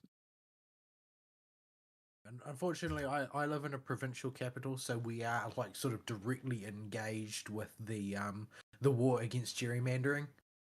Like the suburb I live in has gone from being a normal sort of regular shape to an incredibly weird squiggly shape, because in a really incredibly weird squiggly shape, it creates a safe seat for Labour. Yeah. So there's something I can tangent on with this. We often talk about how the left can't meme, because they can't meme. They're too divorced from reality to make simple jokes. They can't convey their points simply and quickly because there's very little truth to their statements when you start breaking them down. However, what is not so often talked about is the Left Can't roadside sign. So, I posted the picture of the Vote Yes for Mulberry on May 21st. Stop out of control growth with the little tree, the little mulberry tree on it. And it's a very simple sign. Conveys exactly what you need to know. It looks good. It's quick. It's got a distinctive color. It catches your eye, even in somebody's grass because of the gold text on it. Very good job, people that are trying to make the city happen. And then you got the opposition's attempt. There's no. It's no. Vote no, and the no is in a stop sign. Because of course it is. To the city They, of they Mulberry. do know that the word no doesn't appear on stop signs anywhere, right? That's the thing they know, right? Please tell me they know that. I would not put money on that bet. So, and furthermore, in a little disclaimer box on their sign is paid for by Vote No to the City of Mulberry Incorporated. Why is it incorporated? Now here's that's so what they've done is they've set up a shell company, print these things, and are forced, because they're using taxpayer funds for it or PAC money for it, they have to put a disclaimer on it. They have to declare it, yeah. So they obviously have all the money in the world to print these stupid Vote No signs. You also have them sending out flyers that have pictures of Godzilla on them, just straight up copyright infringement Godzilla, that say "Stop Taxzilla from coming. Vote no to Mulberry" in the most plain, boring text possible. I don't have a picture of this handy, but it's come in the mail. What is that argument exactly? How does there being a different city suddenly make taxes higher? No, keep your pants on. It's gonna be hard to believe. It's racist. That's a stretch. Well, okay, no, that I'm still confused. How does racism make tax higher? You see, Volatile. Let's just take it as a given that the entire city of Mulberry are going to all be Uncle Ruckus. So, how does that raise taxes? You see, Volatile. I hear your argument and the information you're trying to get from me, but that's racist. Oh. This is the entire argument. So basically, the idea is that they don't need to provide an explanation because the fact that you asked proves that you're a racist, and that proves that they're in the right. Yes. Right. Which means they've got no solid argument. They don't. In fact, they're going to be killing the absurd property tax that Gwinnett's been leveling on us. Is the first thing they've got on their advertisements. You nearly have to admire the chutzpah, like, to come up with such an absurd contention. Yeah, and that literally is their whole argument. I watched some of the House debates when this was still up for vote. Well, they were just like, well, it worked for Stacey Abrams. She gets lots of money now. Yeah, it was literally just a chain of people getting up and saying, people that want this are clearly racist. They provide no reason for this, but okay, sure. We're all Uncle Ruckus, and we want to be our own city. That it's still legal to be Uncle Ruckus in the United States, isn't it? Like, technically speaking, you're not doing anything wrong according to the Constitution. Yep, it is. Okay. So, yeah, it sounds like it's one of these campaigns. It's like, vote no because no. That's it. Yeah. Because we will call you racist if you don't. Yeah. Instead of coming up with a proper argument or reasons why, it's just he's hoping it works just as well as the Voice campaign did in Australia. Yeah. Oh.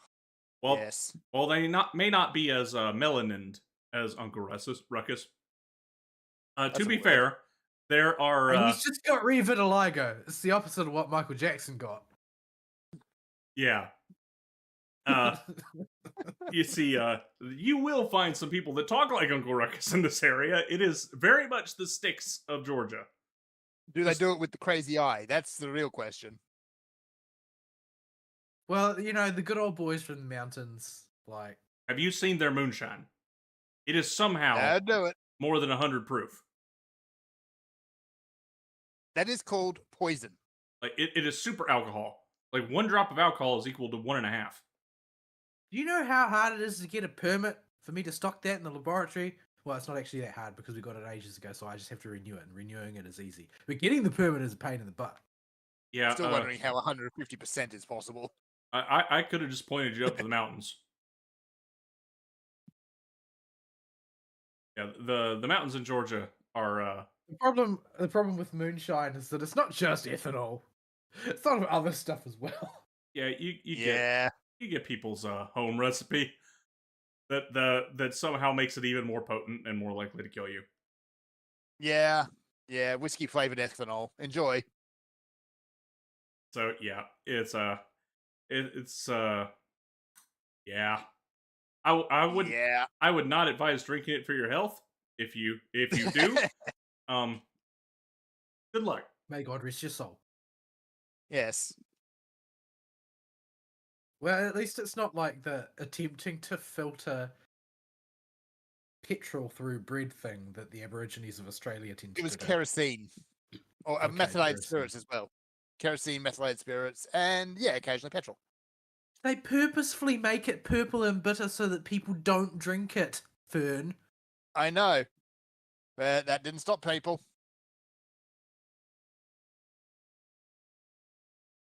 Anywho.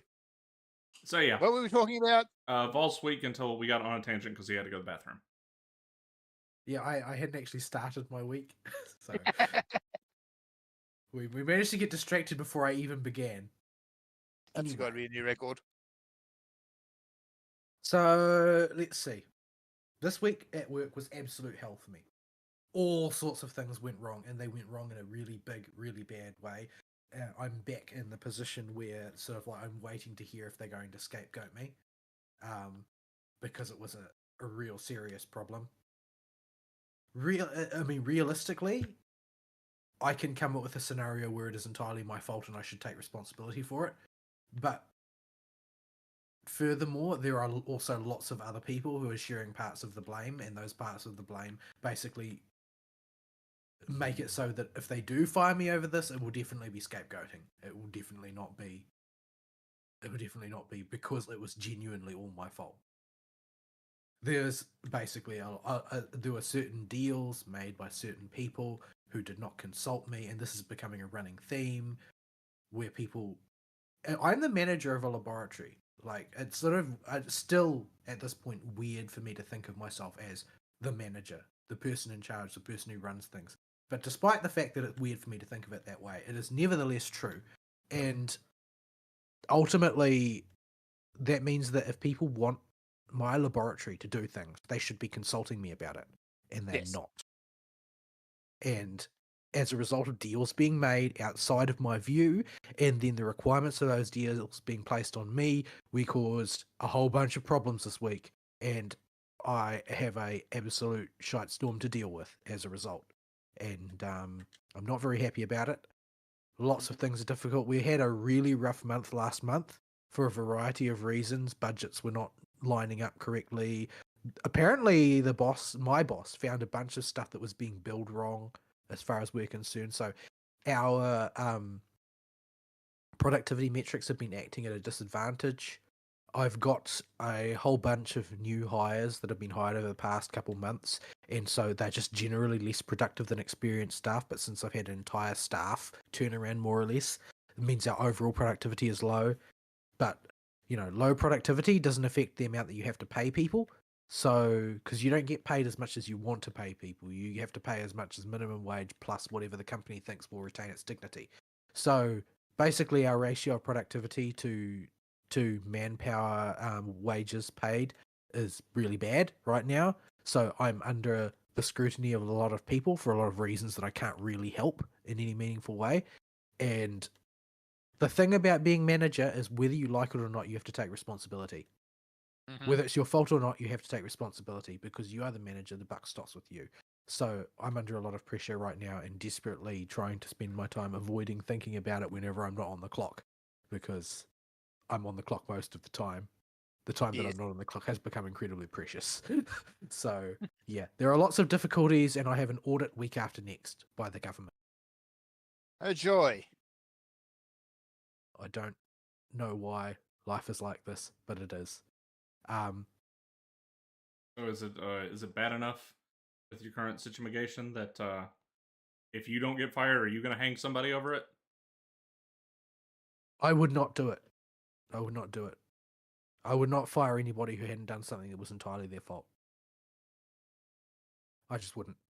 I don't, because the reality is I very much believe that the way that things operate and the way I run things, there's very few situations where one person is at fault for something unless they lie to me about what they've done.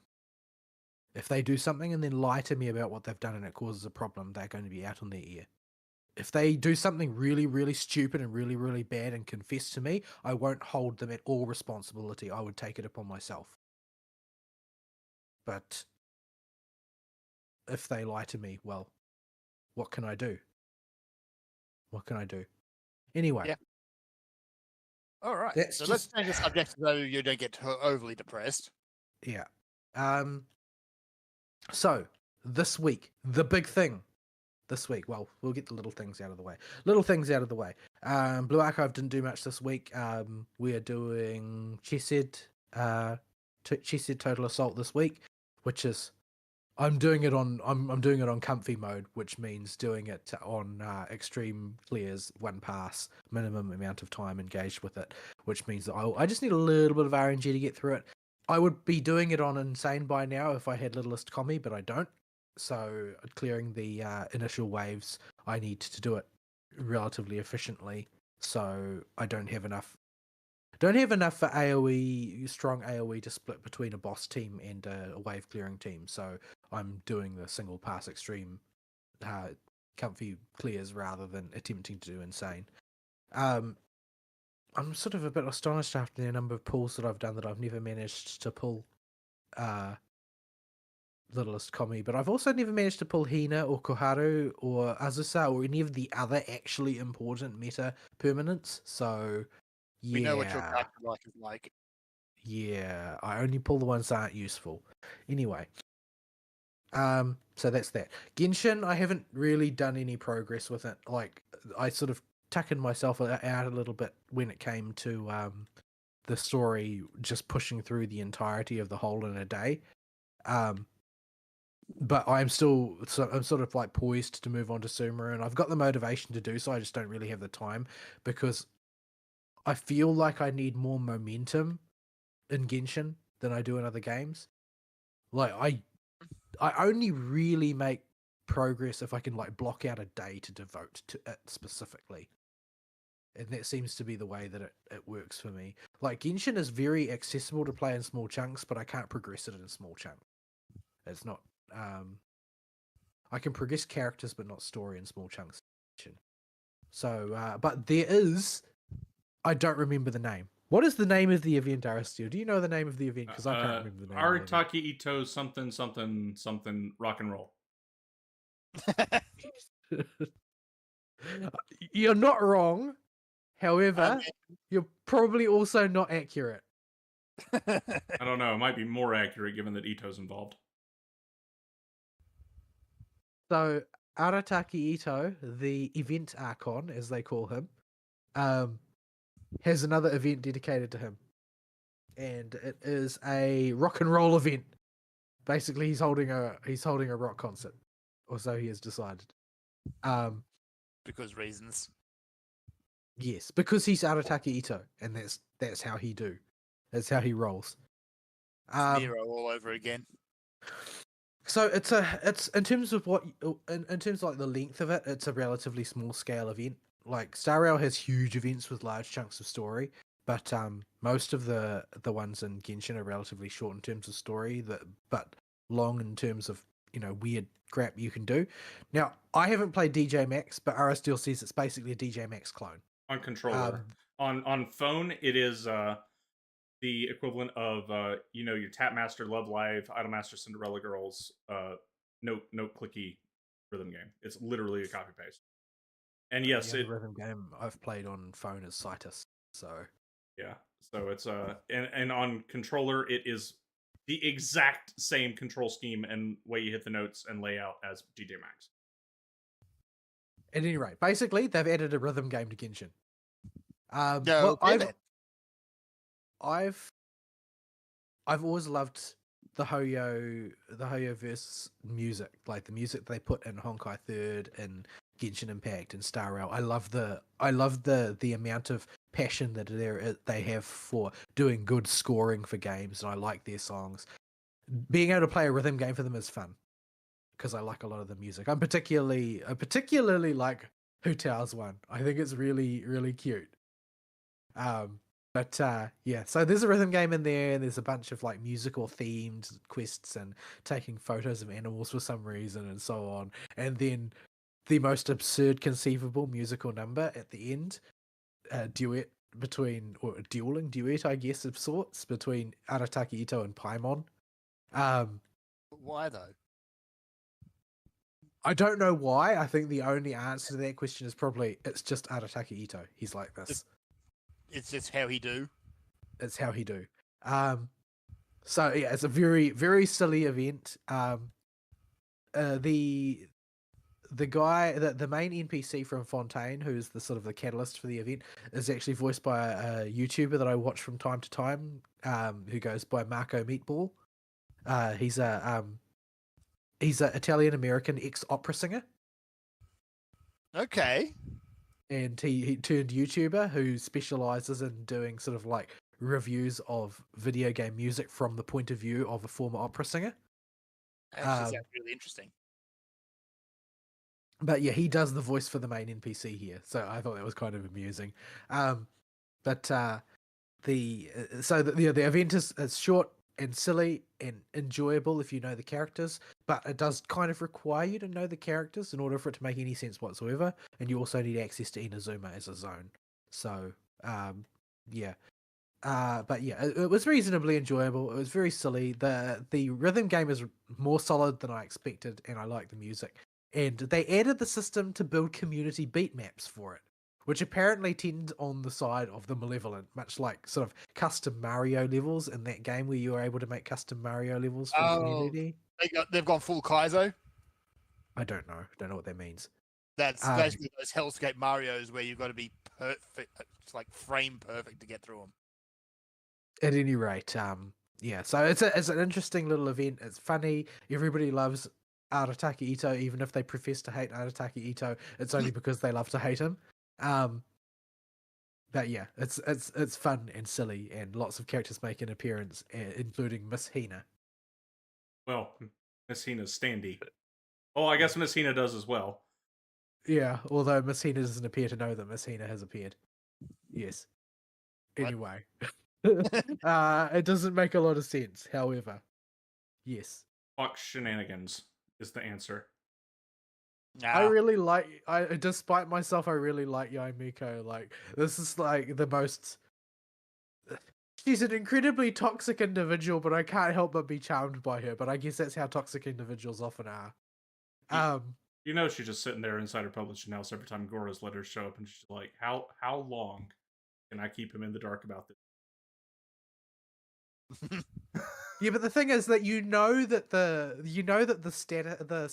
the play, once he realizes what's going on, her play is going to be to try and bushwhack him into cosplaying as her at an actual live event. You know that's the route she'll go. Mm-hmm. Oh, just you wait. Like, That's how they make their money on the Miss Hina joke.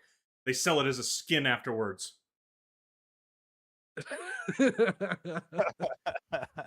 I feel bad for Fern because this is sort of a bit going over the head. It's a bit outside of his experience. I got you, Fern. Hang on. Oh, here we go. I gotta Google it. Keep going. I will provide. Basically, the short version is that, and this is spoilers, I guess, for something that totally doesn't matter to the story. In the nation of Inazuma, the main publishing house for written materials is the Yai Publishing House. The Yai Publishing House is owned and operated primarily by Yai Miko, who's sort of like the supreme high priestess on Inazuma. and also familiar to the Raiden Shogun. And she's a kitsune of the traditional sort, in the sense that she's definitely very self-serving and mischievous in a lot of ways. So she runs a popular magazine, and there is there's a general of the rebel faction in Inazuma called Goro, who writes a life advice column for it. Unbeknownst to him, in order to make it more marketable, Yaimiko has reimagined him as a beautiful woman named Miss Hina, and publishes all of his work under that name. Goro appears not to know about this. And Right. so there is this mysterious competitor writer of advice columns called Miss Hina that he has to deal with. He doesn't know who she is. And he doesn't seem to be able to, like, this Miss Hina only appears as painted wooden standees I in posted a various picture. places to advertise her work. I provided a And- picture in live show chat of Goro and Miss Hina. Goro doesn't quite know why she seems so familiar. Just that she does. And that she's sort of like a mysterious competitor of his. And Yaimiko has so far managed to keep from Goro, up until this point, that Goro and Miss Hina are in fact the same person. And that all of his work has been published under a different name. I'm wondering who carries around these standees then. This is a question Yeah, it's that sort of we a still mystery. don't have answered, because Yamiko didn't move it for this event, and it still showed up at the Avenue. The standee just appeared. Yeah, nobody seems to be the responsible party. I don't think that it is necessarily. I don't think it's necessarily true that Yaimiko didn't move it there. She may simply have arranged for it because she does make an appearance in the event. She is well aware of the event because of Arataki Ito throwing screwed up balls of paper with invitations on it at the castle in Inazuma. That sounds incredibly ineffective. It worked. It worked in the end, yeah. It's okay, I guess you can't knock it. Well, you see, the thing is that the Raiden Shogun herself, the Raiden Shogun, the person behind the Raiden Shogun, who is the actual Raiden Shogun, as opposed to the robot Raiden Shogun, doesn't make any sense, but when you play Inazuma, you might figure it out, is sort of new to moving around in the modern world. Like, she's been keeping herself in isolation for the longest time. So everything is sort of like a curiosity, and she still has a lot of, vim and vigor about trying to be a good ruler now that she's re-emerged into the light. So humoring someone who's throwing balls of paper at her castle is not outside the pale. Anyway, yeah, so it's a silly event, but quite fun, and has got a reasonably competent little mini game in there with some nice music. If you like MiHoYo's scores and music, you'll probably enjoy it. There's lots of bits and pieces there, and if you feel like masochism, there's also community beat maps. There is another thing. You have a unique perspective on this event, and that you got to see it in English and Japanese. Yes, I did. I got to see it in English and Japanese, which is interesting because whenever there's singing, I'm interested to compare it. There's a surprising amount of parity between the two. I reckon Japanese Ito has a better set of lungs on him than the English one, but the English one is still pretty solid when it comes to actually doing like incredibly ham actor style singing at the end. The English Paimon is a vastly better singer than the Japanese Paimon, but I do not know if that's because the Japanese Paimon's voice actor was deliberately throwing the game or not. Because Ito's voice acting is very distinctive in the Japanese compared to the English. In the English, it's all about the inflection. The voice of Ito is very generic in English, but the way it's applied is done relatively skillfully by the voice actor to have a lot of oomph to it, a lot of character. Like the depth comes from the delivery rather than the actual voice. On the Japanese side, the voice of Ito is relatively carefully crafted to have its own sort of intrinsic quality, no matter how it's delivered. Like Ito's voice is unique amongst the voice cast. It is not somebody's natural voice; it is a voice somebody has given to him. So the approach is different.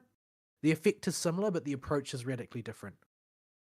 In terms of singing, there is a lot of the entertainment from Ito's singing comes from the sudden contrast from Ito's regular voice to the incredibly hammy singing voice that he puts on in the rock concert. In the case of Paimon, English Paimon has a very sassy attitude, Yes. whereas Too. Japanese Paimon is more sort of like the boke in the comedy troupe. Like, she says the dumb thing so that other characters can react, or occasionally she'll switch to the as she moves further in the story, she switches more to the Tsukomi route, especially if Ito is present to be the reactor. So the way it's done in English is more sort of dry sarcasm, which is more English, and the Japanese one is more boke Tsukomi comedy. So it's sort of, there's a cultural locus that is clearly central to each. But in terms of the singing, in Paimon's case, the singing is exactly what you would expect from the raucous Paimon who has talked herself up but really has not done enough practice. And in the English case, it's basically played a little bit more straight, where Paimon's just trying to sing as best as Paimon can and does a decent job of it. So it was an interesting contrast to play it through in Japanese and then watch Aristeal play it through in English and see how I'm just the glad voice it's, actors did the job differently. I'm just not glad it's not Mondstadt era Paimon trying to sing, because Yeah, Paimon actually was, her performance I thought overall was weaker than it has been lately in the latest events in this event. She did fine. She still had some good lines. She Yeah. still had some good lines. Yeah, she was still pretty good. She had one right. Stop him was like, okay, I don't even remember what it was, but just the voice acting of Mondstadt era Paimon, like when the game first came out, was just, when she was, I get what she was trying to do, but yeah, she was just going way too Well, far. if you think about it in context, in real world context, the voice actors wouldn't have had a feel for who their characters were either. Back then. Yeah. Whereas it becomes pretty clear after playing Genshin for a while that Paimon needed some help to become an actual character. And so the voice actors are going to sense that, and the directors are going to realize that, and they're going to move in that direction. But yeah. But So now anyway, that the experience has happened and Paimon's been fleshed out, it's a lot better. anyway, that was a thing. What I spent the most of my free time at, and what I mean by that is nearly every particle of my free time, was Star Rail. So, the new patch for Star Rail, it was 2.2, I think, came out with the last chapter of the main arc of Penacony. So, first I tried the gacha. Now, I decided to pull on Robin because Robin is a 5-star harmony, and 5-star harmonies are all unique in what they do. And all of them are good. There are no bad 5-star harmony characters. All of them are good. You cannot go wrong having it in your arsenal. So I decided, you know what, I'll pull for it. The same way that I pulled for Skadi before I had any quick characters that could actually use her, sort of thing. Because I know that they will be an enabler for certain types of strategies that I won't have otherwise. And I kind of sort of semi-regretted not pulling for Sparkle, even though Sparkle fell into the same category. Realistically, there's not really a good reason for me to regret pulling for Sparkle because her primary strength is shown in using characters I don't really have at the moment. She would not be useless, but she would also not be my major go-to compared to Ranmei and the other types of archetypes that I've got put together right now. So I decided to pull for Robin. The gacha was not amused at my lack of commitment to Robin as a waifu. So it was not merciful to me, and at the 50-50 it did not give me Robin, it gave me Jeopard instead. Again. So now I have Eidolon 1 Jeopard, which I never wanted, but I've also got Eidolon 1 Yanqing, who is even more useless than Jeopard. So I guess I should just be glad that I didn't get Eidolon 2 Yanqing. Because Yanqing is sort of like a meme character. He is not useful outside of a context where you have Aventurine, and virtually anybody else would be better, even if you do have Aventurine for his particular role. He's just sort of like very obviously a design from an earlier stage of the game where they didn't really know for sure what direction they were going to do with things like damage models and mitigation models and that sort of thing. So he's basically been rendered almost unusable and would need to be almost rebuilt from the ground up in order to be useful. If you have Aventurine, you can make him work by sheer force. But in the exact same role, you could just use Jinglu and get like exponentially better performance. So yeah, there's not really any reason to use Yanqing, and I've got him at E1 because I'm unlucky. I do not win 50-50s. I do not think I've ever won one. I might have won one once. I don't think I have though.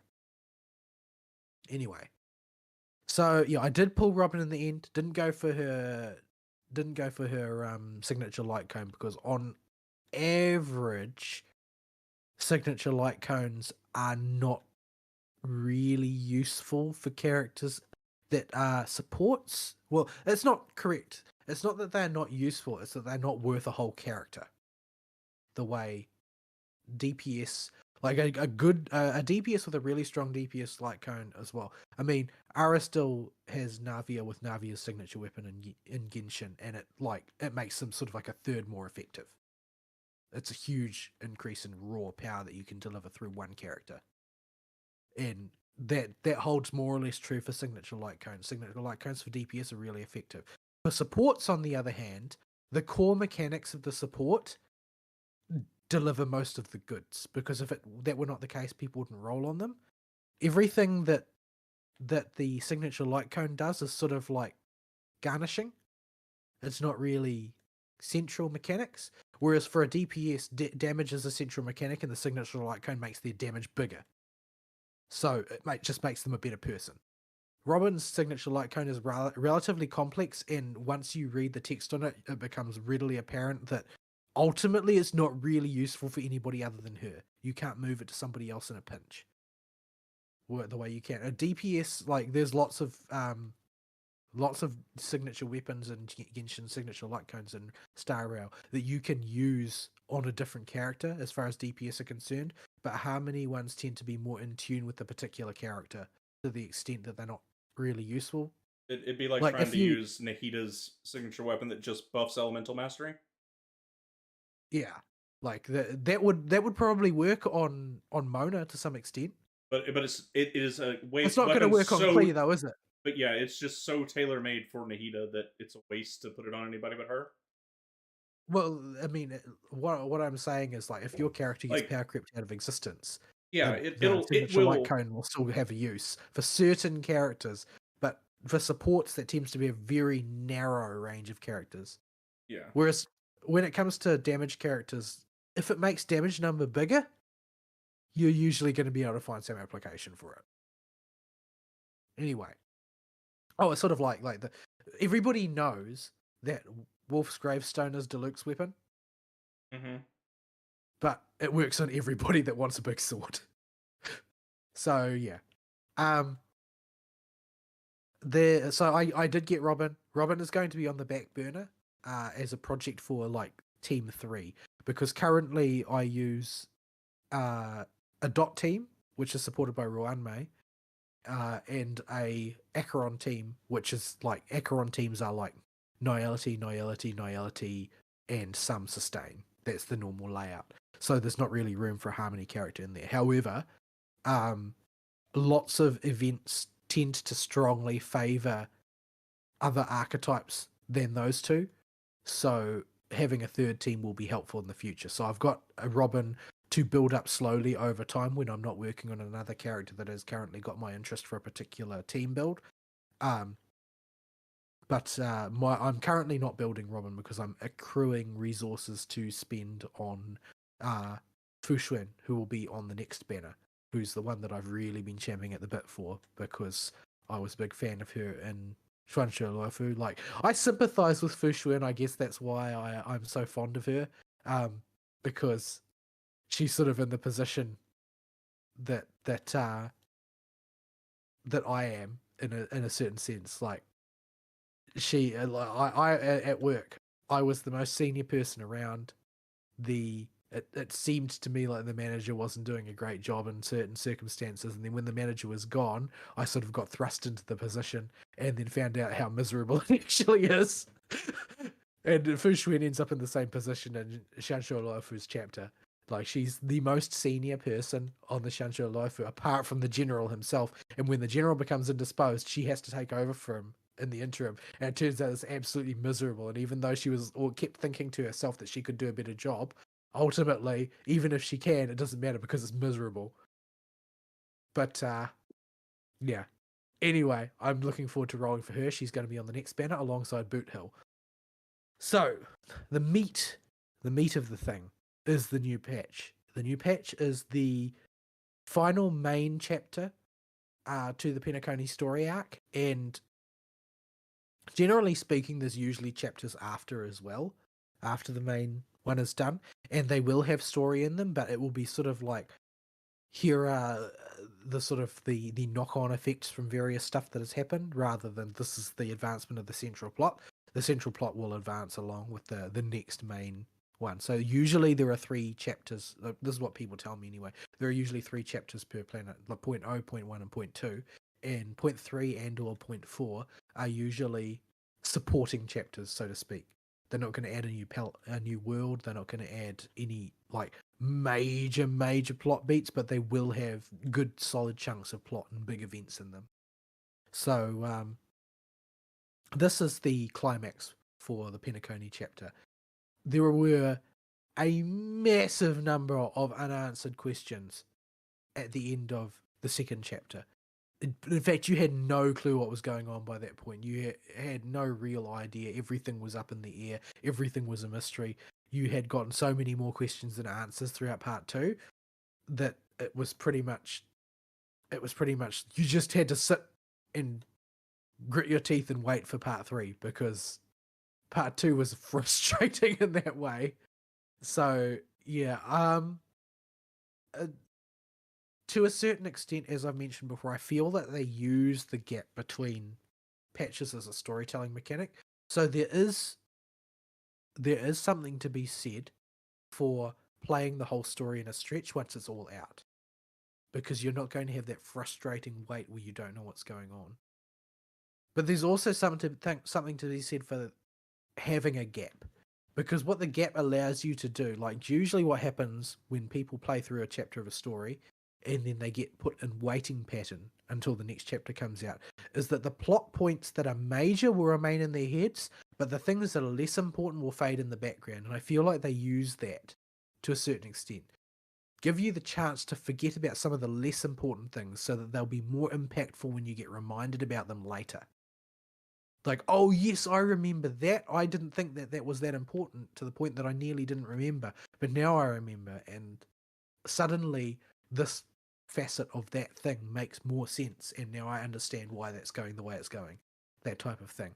So I think both positions have something to commend to them. Generally speaking, I feel like this chapter was put together quite well. It didn't feel as rushed as the last chapter of Shanshu Luofu did. Shanshu Luofu has a lot of world building, but like, if you think of world building as the base and then the story as a pyramid on top of it, and they should be sort of like proportionalized in a pyramid kind of way. In the case of Shanshu Luofu, you have a very skinny tower built atop a really broad world building sort of thing. To the extent that in the Shanshu Luofu, it feels like you almost need to be a native to that world in order to understand the import of the story in a lot of ways. The story is still there and it's competent and it involves characters that you care about to some extent, but it dives pretty deep into the cultural lore of a place you don't live. So, yeah, it's a lot of people had some issues with it. I kind of liked it, generally speaking, because the environment is one that feels kind of, I've got a certain amount of affection for it. Some people in the West don't really seem to, like, because it's all exoticism to them, as opposed to, like, I don't know, like the sort of architectural motifs and structural motifs you see in very Chinese looking art and architecture, and that, like, to me, that's a familiar thing. because in my mother's family's house, there's lots of sort of like elaborate woodworking and stuff that's all done in Chinese motifs and that sort of thing, just sort of scattered around the place. Like they live in Australia, so it's all set in a Western context, but you've got this sort of, you know, elaborate designs and that sort of things that are unexpectedly just juxtaposed with sort of more modern Western design. And so the Shanshou Lofu in that way was very sort of, it felt like familiar ground to me in a weird way. But a lot of the people in the West had no affection for it whatsoever, and so the story just sort of fell flat because it digs into a more Eastern style of storytelling, very sort of wuxia type of approach, where the places where importance is found in things is different to what you would find in Western culture to a certain extent, and it sort of ties into what is a very Chinese preoccupation historically,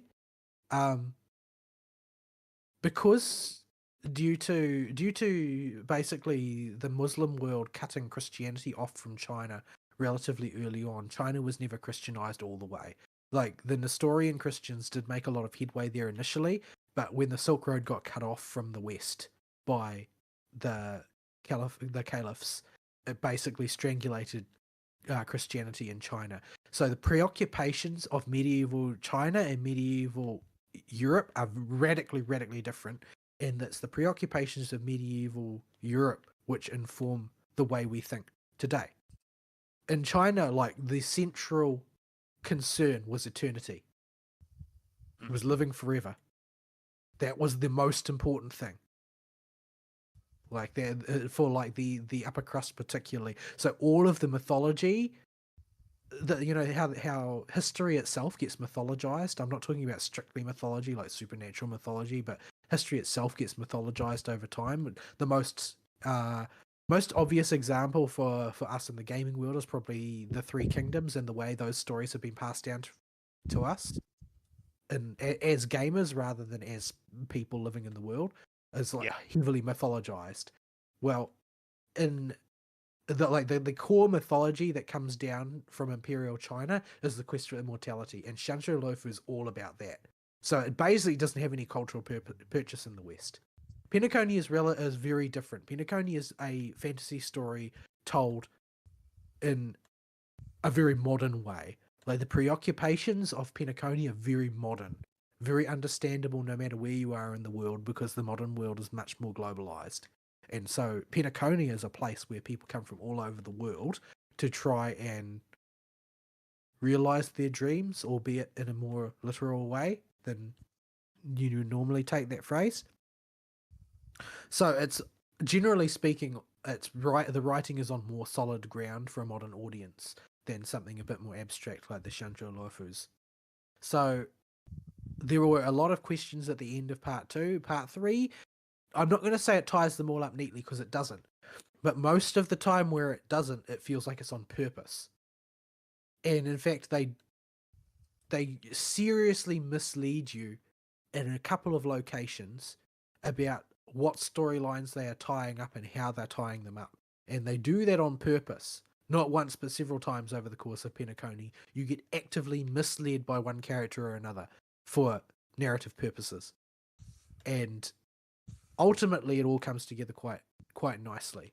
I enjoyed the process, and I'm very satisfied at what they did, provided that the things that they didn't do pay off properly later and don't turn out to have been forgotten about. I don't feel like they were forgotten about. I feel like a lot of it was very deliberate, because they sort of conspicuously, almost to reassure the participant in the story, they take conspicuous time out to address but not address certain things at various points in chapter 3 to sort of reassure you we haven't forgotten about this, but to leave you hanging, we haven't resolved this.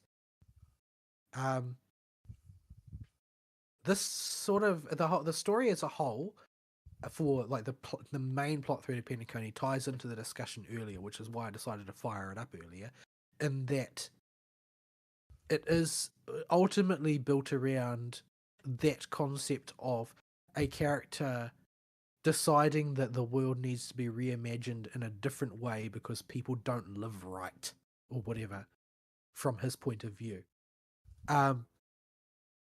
The way in which they sell it here, though, is something that is to the advantage of it plays into the advantage of the format to a certain extent.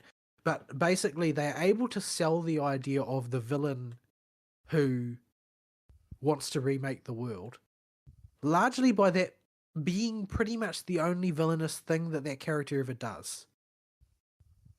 And you are led on a path throughout the rest of the chapters to sort of, you see the way things don't really quite work, the things that don't really marry up, the way the world is just kind of messy and that kind of thing, and the fact that the solutions that everybody else is tangibly attempting to offer to what he sees as the problem are wholly inadequate to the problem. And the argument that has to be made by the protagonist factions in the story is that ultimately the messiness is better than a lack of messiness because the cost is too high. They don't do the cheap thing of simply having the antagonist say, I want the world to go my way, although he does, and he is variously accused of it by an assortment of persons throughout the plot of being that villain who just wants to throw the toys out of the cot and make the world sing his tune. And I feel like they do a decent, although imperfect, job of avoiding it. There are still some rough edges here and there, but they invest a lot of time into clarifying to you just how much misery you are on board with by not going with him.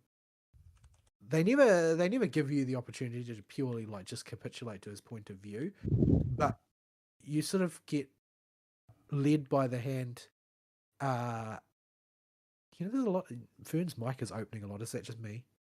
No, that was me just banging around. Okay.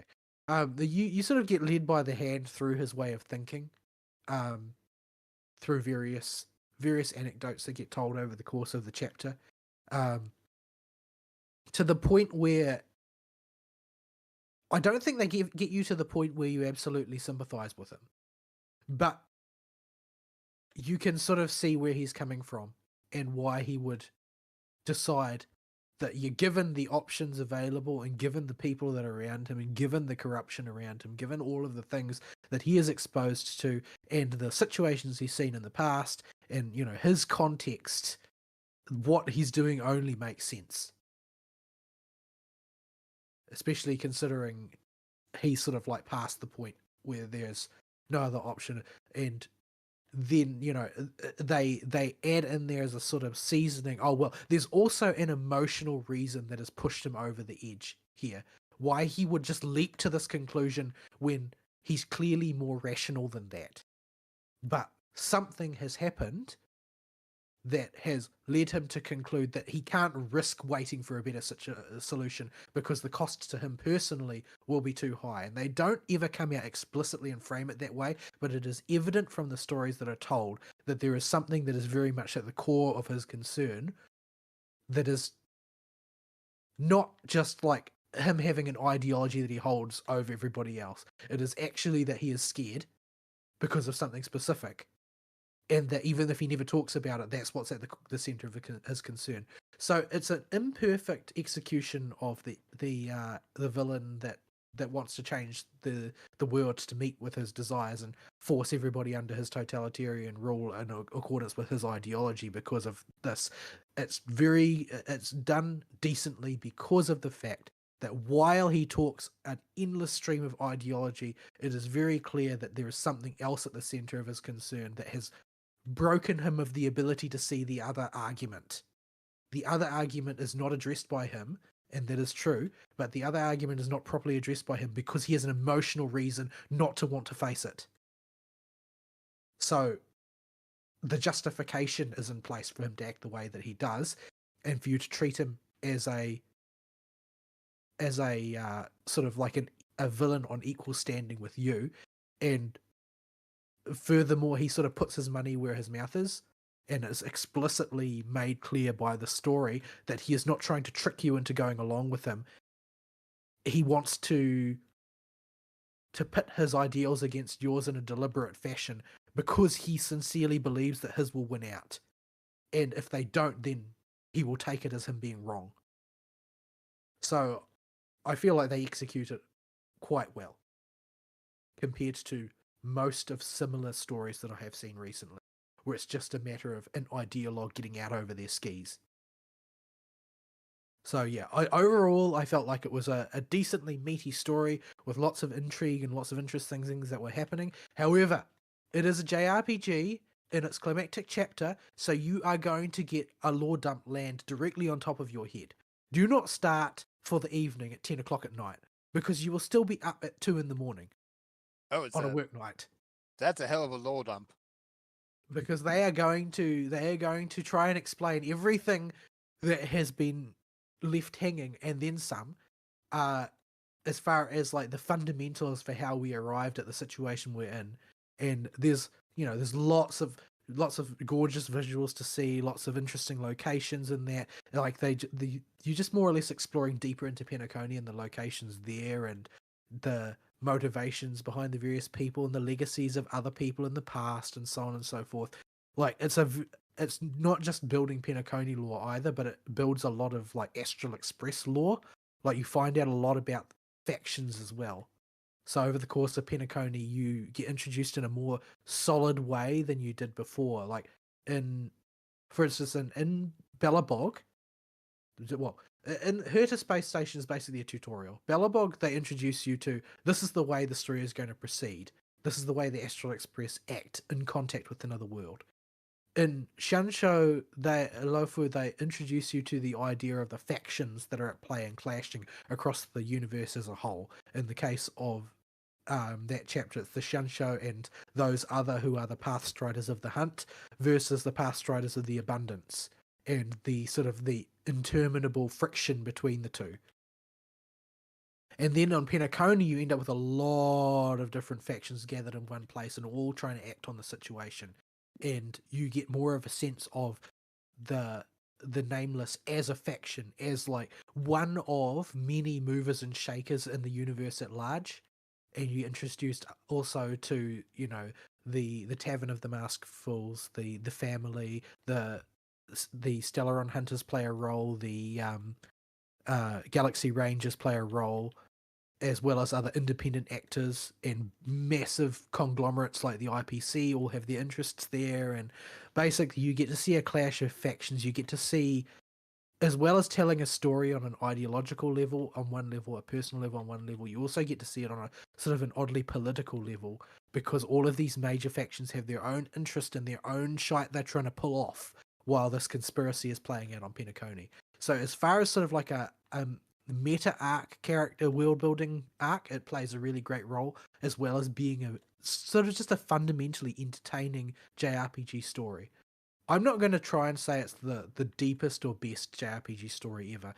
I don't feel like the format really lends itself to that, because we're going to see a structure, a Genshin Impact like structure, where you are playing out a particular story arc across like 3 to 4 patches in each world, the same way Genshin does with a nation.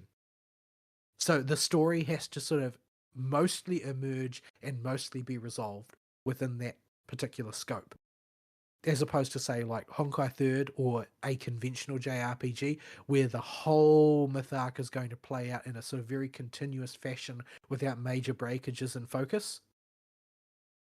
So it is constrained by the style in that respect, but I still feel like it did a really solid job of it, and I enjoyed it and think it's probably the best sort of like banner arc to advertise what Honkai Star Rail is as a property, is Penacony, because all the others serve an introductory purpose or had rough aspects to their deployment that made them not quite ideal. Penacony is sort of like, oh, this is the chapter that shows they know what they actually were trying to do, and they've been able to successfully play out what they were doing here.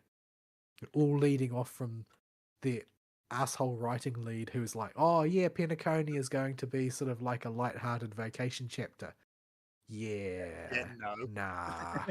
Really, it wasn't. So there's a lot of key factors that are still dangling. We still don't really know a lot about Acheron's past or what her motivations are. There's more about her identity has been revealed, and it has been explicitly revealed, what everybody already knew, by the end of the story, that she is, in fact, Raiden Mei. That's who she is. The Raiden Mei of her world, Izumo. Which places her alongside several other individuals in the Honkai-verse, who are all Raiden Mei. Because people appear everywhere, and that's a running theme in the Hoyoverse. Much in the way it was sort of, it's alluded to in a very explicit fashion without specifically saying it, that Otto Apocalypse and Luocha are the same person, leading different lives. But yeah, no, you've got an explicit reveal that Acheron is Raiden Mei. That was her name before she became Acheron. But what she's actually up to in the grand scheme of things is still not clear. What the IPC is up to is not clear because, Aventurine is under the spotlight as the main character for most of Chapter 2 of Penacony, and basically disappears at the end of Chapter 2 and goes incognito for the rest of Chapter 3. Yeah. And what he's doing underneath the surface is not revealed, other than it seems more or less like the 10 Stonehearts consider whatever he did to be more or less a success.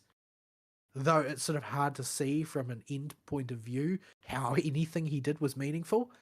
But everybody on that faction seems to think that, well, something was accomplished, though it's not really clear to us what.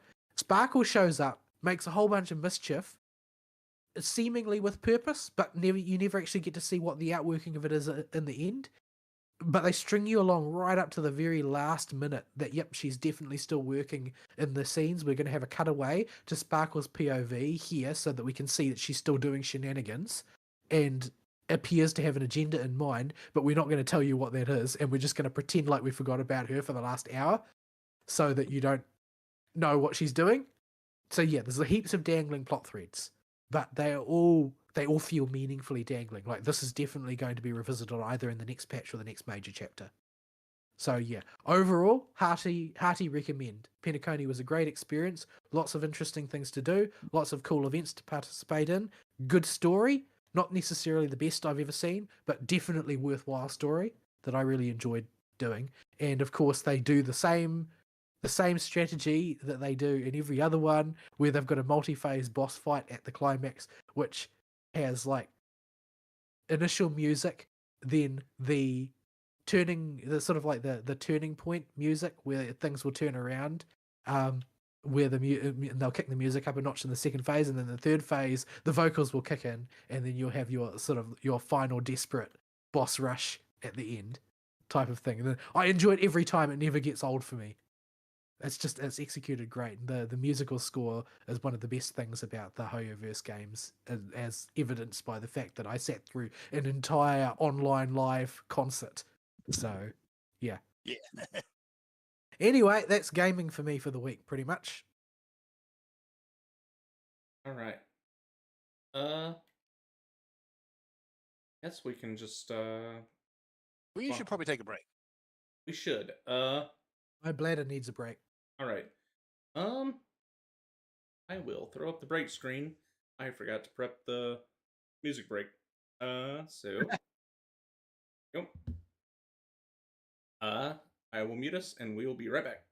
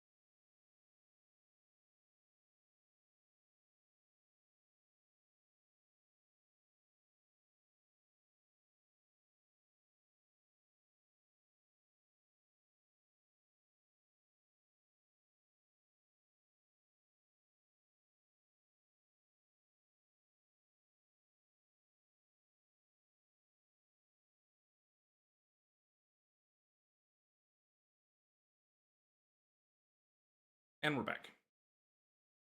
I think we're back. Yeah, we're back. Yay! Yes, indeed. So we've blattered quite a long time, so more blather. Yeah. I will. I'll be pretty quick with my week because I inserted one of the major things I was going to rattle on about in the middle of bathroom the first time. Yep. So, all right. You got anything else before I go handball? Nah. Yeah, I like it was basically my week was pretty much Star Rail, and Star Rail is still, for me, has lived up to the position where it is, which I think it's very solid. And the only real weakness is that it's not multiplayer. I don't know how you could create multiplayer in there. Like that's what basically what Genshin has that keeps me interested in Genshin is the simple fact that I can play with Ari and Fern. Like that's what it has that provides gravity to it for me, is that that's an option. But in Do the terms yo-yo of nanigans. in terms of like the games that I would normally play, though, Star Rail is more like my speed. Like it's just a big broad world with finite edges to it that I can sort of sink into, and it doesn't require me to do a lot of sort of autistic background work regarding mowing the lawn and that sort of thing. I don't have as many things in Star Rail bother me less when, like, if I haven't completed a zone, if I haven't gotten every single thing in a zone, well, there is a finite list of things that I haven't gotten in that zone, and it's very unambiguous what they are and where they are in a certain sense. Whereas in Genshin, it feels like to actually finish any given zone is virtually impossible unless you play nothing else and are autistic about it from the word go. So there's a lot of things I like about Genshin. As the story wears on, I like it more and more.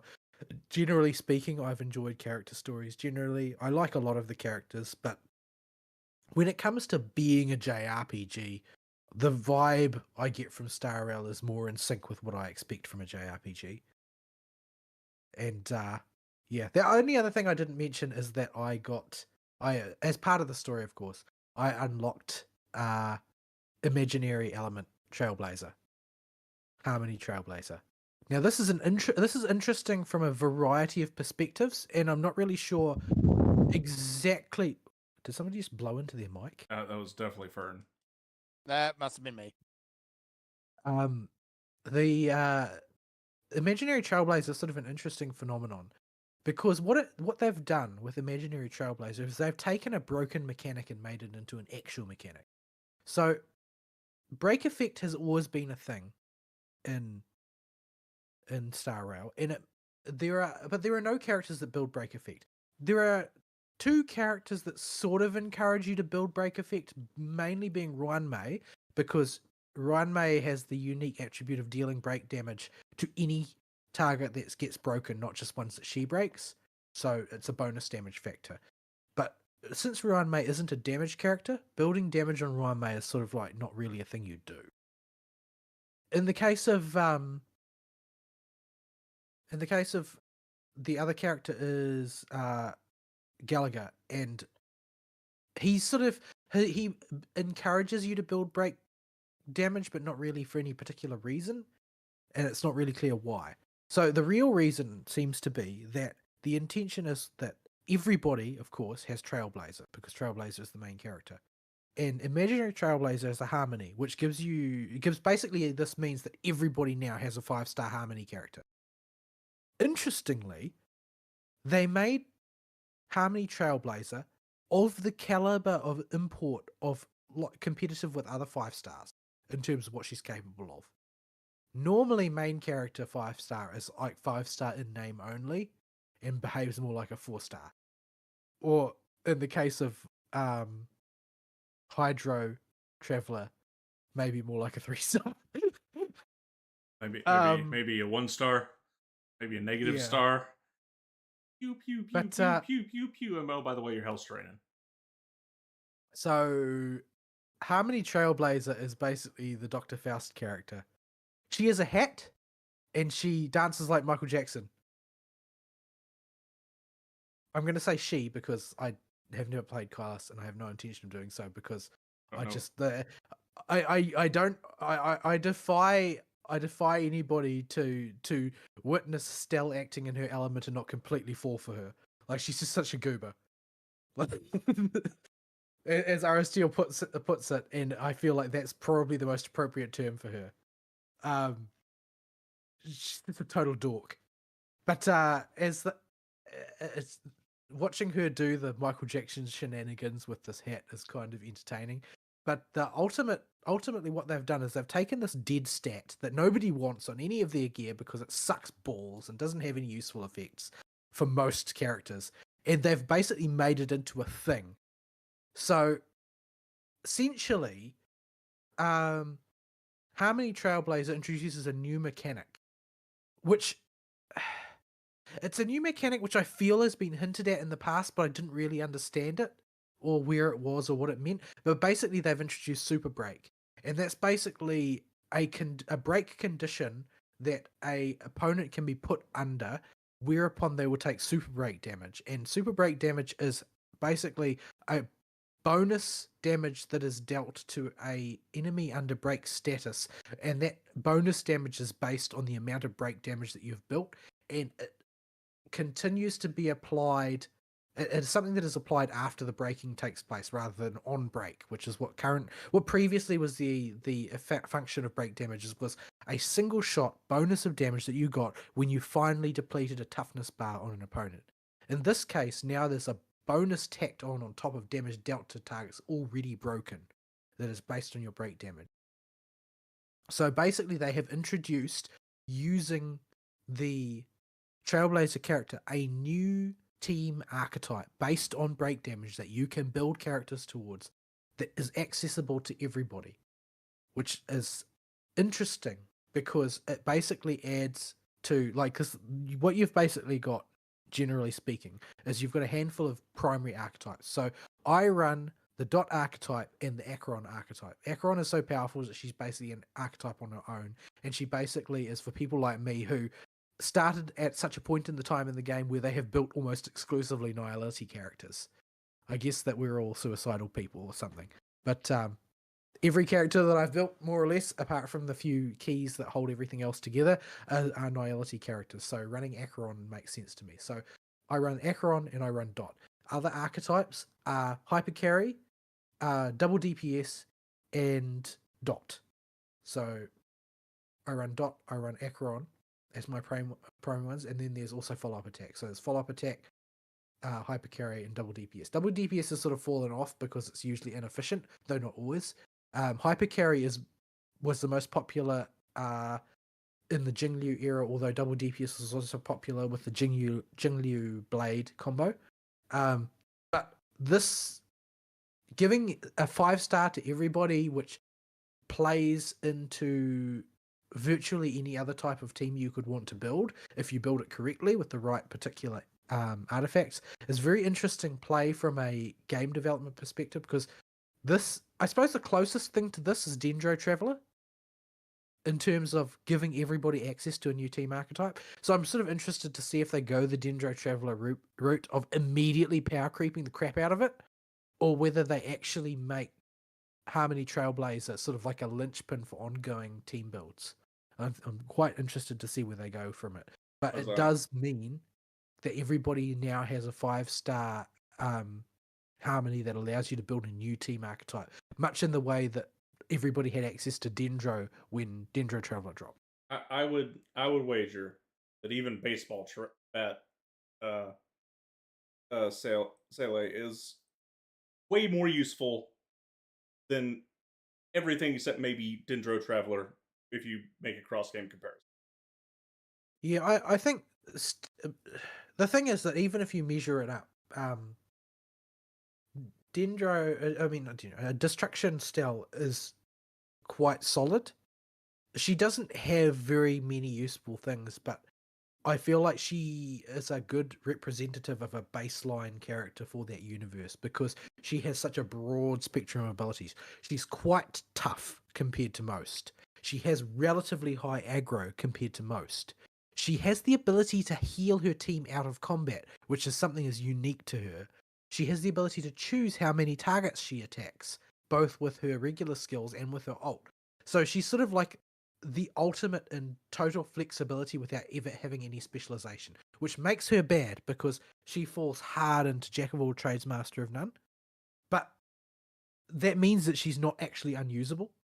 Yeah, but compared to Animo Traveler, Animo Traveler is sad. special. Animo Traveler has some gimmick builds though. Unlike basically, there's no gimmick build which makes Destro Stell good.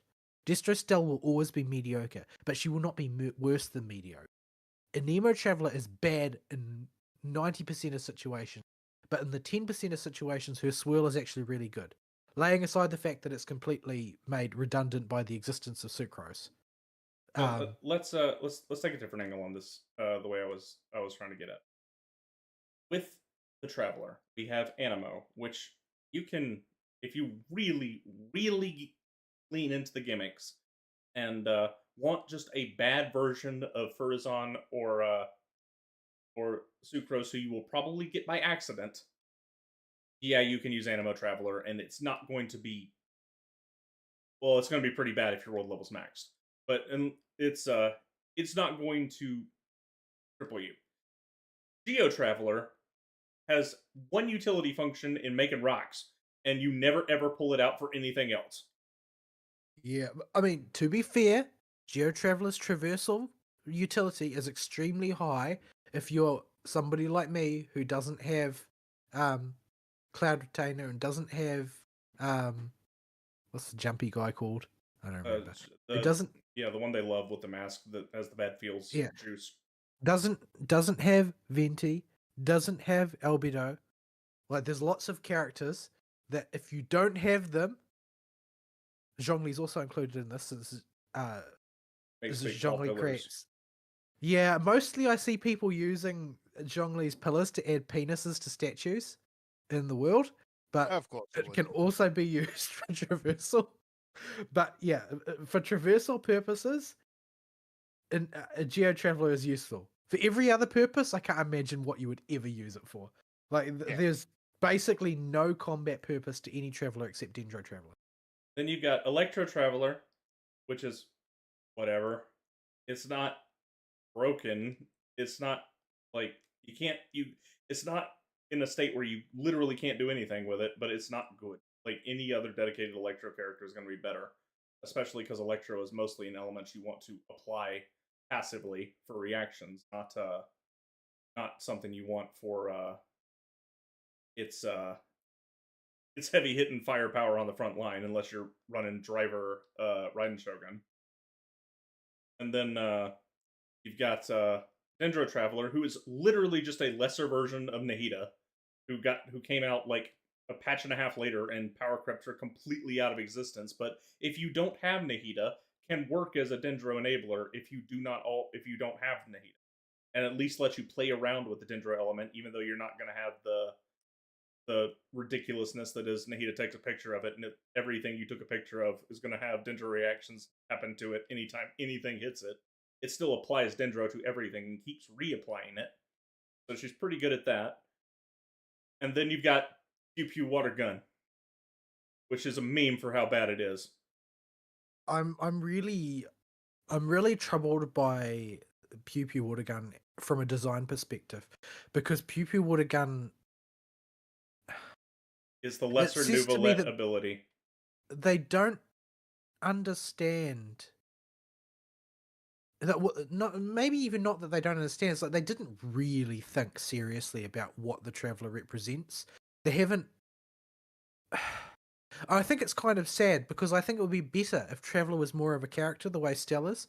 Like, I feel part of the reason, like, there's basically nobody waifus Lumine, other than in the most superficial way, because she doesn't have a character, and what's more, she doesn't really have a presence.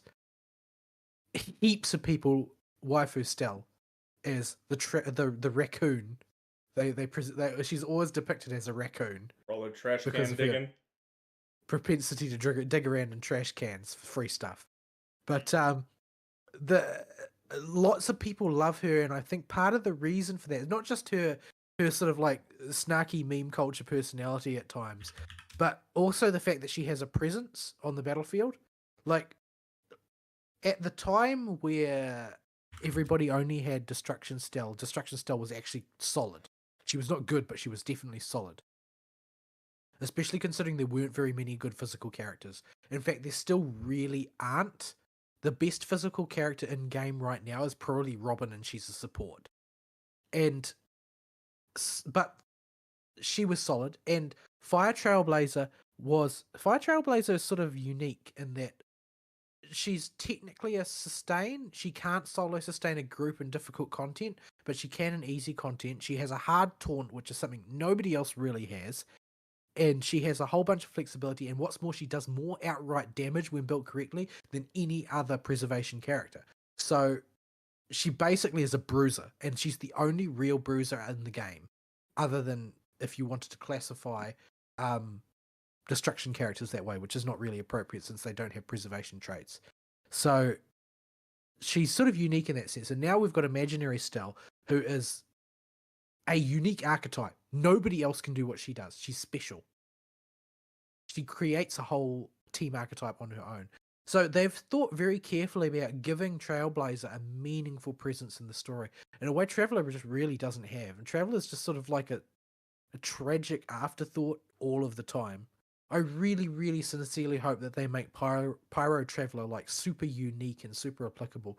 So all of the people that basically don't have like all of the luxury 5 stars and stuff floating around have something interesting to play with and to build a team around they've got access to. Because the people with the 5 stars will be able to build a better team around her, surely. But it would be nice if there was something like really interesting that you could do with Traveler. Because there is, in as much as, you know, oh well, Dendro Traveler does Dendro, and Lightning Traveler does Lightning, and Hydro Traveler does Hydro. None of them have mechanics that are actually interesting. None of them play into any kind of archetype. They're all just sort of, oh well, this is one standard unit generic character that does typed damage. That's basically it. So yeah. Anyway, we should get off of my week. We should. All right. I've literally been googling pictures of raccoon Stell while you've been talking, by the way. Yeah, I can see that.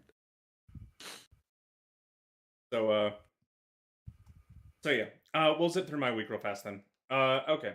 So my week at work was hell. This week, I came home, got onto Discord 2 days this week. This happened yesterday, and it happened on Wednesday or Thursday. I got home. Ibu wanted to do some stuff in Final Fantasy, so I booted it up. I said, I'll be right back. I'm going to go take a shower. I'm going to go food. I sat in my chair, and I passed out. I did not get back on. I was completely dead. I just, especially Wednesday, was exploding all day, nonstop. And I thought I was about to kill somebody by the end of it. I was losing my marbles. So, like, people need stuff right now. I'm rushing, trying to get this, because it sounds like they're about to make a purchase. And then I get them all the information they need and go the extra mile for them to include things like sheets, drawings, etc., and go dig up all this documentation for them. Really try and get this sale through and show and make them want to go with me. And despite acting like this was urgent, I see they just go completely radio silent. This happened 3 times this week. Oh, rude. I did make one big sale this week. Finally, we got a break on a sale that'll cover over half a payroll by itself that I've been working on for about a year now, on and off. And finally made that sale. And it's just all this piled on in 1 week with all the usual work shenanigans that go on, plus having to herd cats at the office and do the general housekeeping work, like actually paying bills and doing taxes and stuff. It just what? Gotta herd the opossum. Yeah, herding opossums. And yeah, it drove me up the wall this week. I was just exhausted. Like I would get in at 7 and be going at least until 5, and likely have to check stuff and keep working a little bit while I was at home. So this left me pretty brain dead those days this week. So what I did I had started a Palace of the Dead run on Red Mage again from scratch. I deleted whatever save file we had for our last run. That Yep. I had no clue what we were playing at the time and who played what, so I just nuked it. And started a second solo save file because I had a save file at floor 180. And I had been working on it a little bit, but it was only like, at floor 100. So throughout the course of the week, the floors 100 to 150 are not that bad. You can do those while brain fried if you've got Palace on muscle memory. Like the boss on 150 can give you some trouble, but other than that, you're pretty good. So I chewed through that and then waited until yesterday. Try and really make a push for the end. No, I got it to 160. Okay. So I had 40 floors left on that one. So 200 and 20 floors left on an ancient save file I've had for almost a year now. Just sitting there because I didn't want to do it. Because it had been too long since I got there and I didn't want to go if I wasn't in practice. So I made it all the way to the Behemoth fight on that first save file. And I beat him. And so I got 2 save files at 180 on Red Mage. Now, my palm situation was not good because I was just coming back to the game and I was having to overuse palms and I was making dumb pull decisions that made me have to overuse. But, man, that save file after I beat Behemoth on it got killed somewhere in the mid 180s. I'm like, okay, it was clearly a mistake on my part though. Like, you can just get SOL'd on the 180s. Most of the crap there just says don't pull this if you look at the guide. Oh. Like, Well, that's reassuring. About the only things that are safe to pull are mimics and the patrols. And the patrols are still chimeras. And if you know chimeras in Deep Dungeon, you know that's an adventure. And yeah. So the first one died in the mid 180s. The second one made it all the way to the floor 190 boss. I went in with steel active for 5 minutes remaining on it and was going to re-steal in the middle of the fight. This was a dumb decision for a boss I'd never fought before because near the end of the fight, I had to try to re-steal and got myself killed. And I had a raising, but I didn't have enough time to kill the boss after I got raised. Oh. But I've now done the boss to a point where I could probably get away with it fine this time. I just was trying to keep track of too many things and got caught in a bad position with that. So my new record is floor 190 in Palace of the Dead, and I want to try and get it done before the expansion drops because I don't have any evidence for this. But due to the radical changes in gameplay that happen every expansion, it is entirely possible that Palace of the Dead could become trivial afterwards. I want the personal achievement of having done it before then. Like, nobody's going to go in my achievement file and look at it. This is just something for me. Then I just happen to have a proof with a date stamp on it that I did, that if anybody asks. But this is something I want to do for myself. It's a goal I've set a long time ago and want to finally get it done. It's just Getting close. Yeah, 190 is real close. My palm situation would have been god awful going into the 190s. I probably wouldn't have been able to make it even if I did beat the boss. I still was making bad pull decisions, but I have decided this time for the current run I'm doing to try it on mech because I'm just a much better mech player than I am a red mage player. Red mage has the benefit of having Vercure, which lets you be able to pull a lot more things than a machinist can, more safely without steel. Yep. However, they also can just get screwed way easier for two pieces of RNG that machinist just does not have to deal with. That's Pox, because machinists can interrupt the Pox even from gold chests.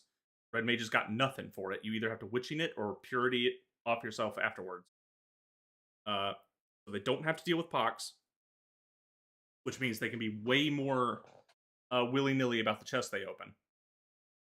And they don't have to go, I really don't want to go into the boss with the Pox on me, and I don't have enough resources to cure it, like Red Mage does. And they also don't have to deal with interruption RNG. For those that don't know, if you don't have Surecast active, and you are playing Red Mage, and you are casting a spell, if a mob double autos you, one of them crits, which happens a lot, you have a chance for your spellcast just to get stopped cold. Like, it'll just interrupt you like a hard interrupt. and it can be their auto or their double auto. But if two hits happen in rapid succession, you just start getting interrupted, and when you get on the later floors, almost everything's double auto. You also can't kite as well. So the melee mobs that hit hard hit Red Mage a lot harder, and even though you can heal, you have to stop and heal a lot, because you can only kite every other spell cast. Machinist, I'm just better at the kiting game and just not getting hit in the first place than I am at the banishment, and this does mean the behemoth fight is going to be a lot harder, but I think I'll be able to deal with the rest of the dungeon much easier if I can just get over the hump that's behemoth on Machinist. So I'm going to give that a shot this time, because I cleared Eureka Orthos on deck, so I should be able to do Palace with it. I'm just very comfortable with the class. But that's aside from that and some Animos farming. That's all really done for video games this week. It's more the usual fallback stuff that I do when I'm dead. I have a bad problem though with Animos. I will go in there brain dead and just intending just to go to whatever pops, or maybe follow behind the train a little bit and make some token smacks on stuff. And then I remember it's Animos.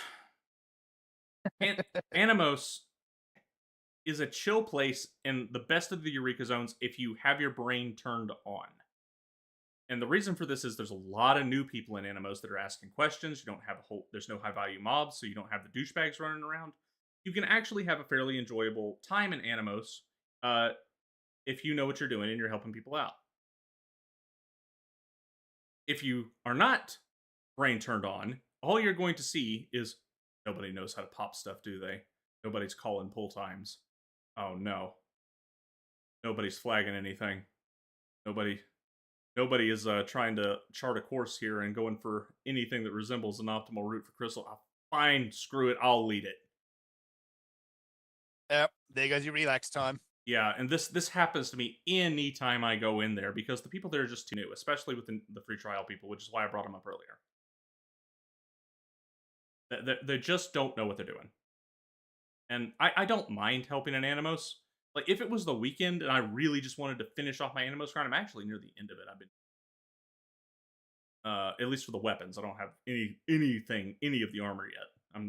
That's a whole other can of worms I'm not planning on. Think about it, I'll have to complete. But the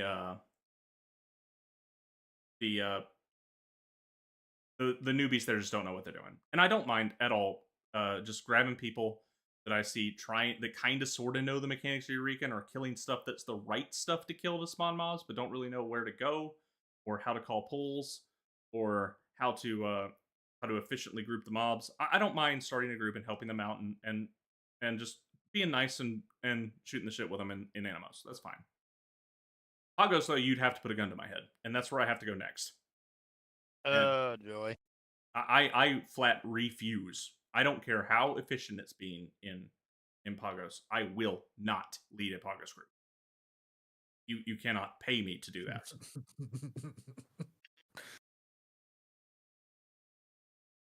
So I will take my friends through Pagos. I will go in 2 to 4 man groups of maybe like you guys or Abo's there and wants to grind it. I will not grab a group of randos in Pagos and lead it, and I certainly will not do pull time calls in Pagos, because the people in Pagos are knucking futs and just the meanest mofos on the planet. Ugh. Pagos is the hump of Eureka that you have to get over. Even Hydados, where the Baldesion Arsenal Assos are. Got most of them only show up at scheduled times on prime time on the weekends. So you don't have to worry about them too often. Most of the time, the Hydados crew is just people that know how Eureka operates, and it's just stuff is just popping whenever it pops, and fates, and people are just kind of doing their Pagos. People think they know what they're doing, or people are douchebags insta-pulling stuff instead of in a zone where there's a giant cliff face you have to jump down. Like, I call pull time. My macro currently says 20 full time 27. If I'm in Animos, sometimes I change that to 27:30 because Animos is easier to get around. And if I'm in Pyros, I may change it to as low as 28, depending on how. In Pagos, you need a pull time of 27 because the zone's too dang stupid. From any aetheryte point, it can take up to 3 minutes to run to the location because of the way they're set up and the giant effing cliff face that you have to drop down sometimes and then go run backwards into the cliff face after taking full health and fall damage on top of a sleeping freezing dragon. So you have to RP walk. Like, it can take a while to get where you're going, and 3 minutes is enough to get there, but you need to be doing 3-minute pull times in Pagos. People don't do this. If a high value target is being prepped, like the crab or Cassie, you better be there when it pops. Otherwise, you're not getting any credit. Jeez. Because those things drop items worth millions, and this just gets people's pants on fire.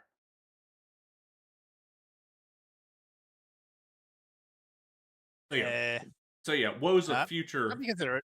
Yeah, woes of future Animos aside, or Eureka aside, I don't have many Final Fantasy goals right now. I've just kind of booted the game back up before the expansion to tool around with it a bit, and I still did want to get Palace done at least because Necromancer is a fairly prestigious title. I think Once and Future Queen is a more prestigious title for soloing Eureka Orthos, because in general, you need better skill to get the Eureka Orthos title. You need better luck to get the Palace of the Dead title. Because Palace of the Dead is basically, do you have the patience to sit through a full 200 instead of 100 floors? And do you have the luck to not just get total room screwed on the journey to 200? Is there anything for doing it as a group rather than as a solo?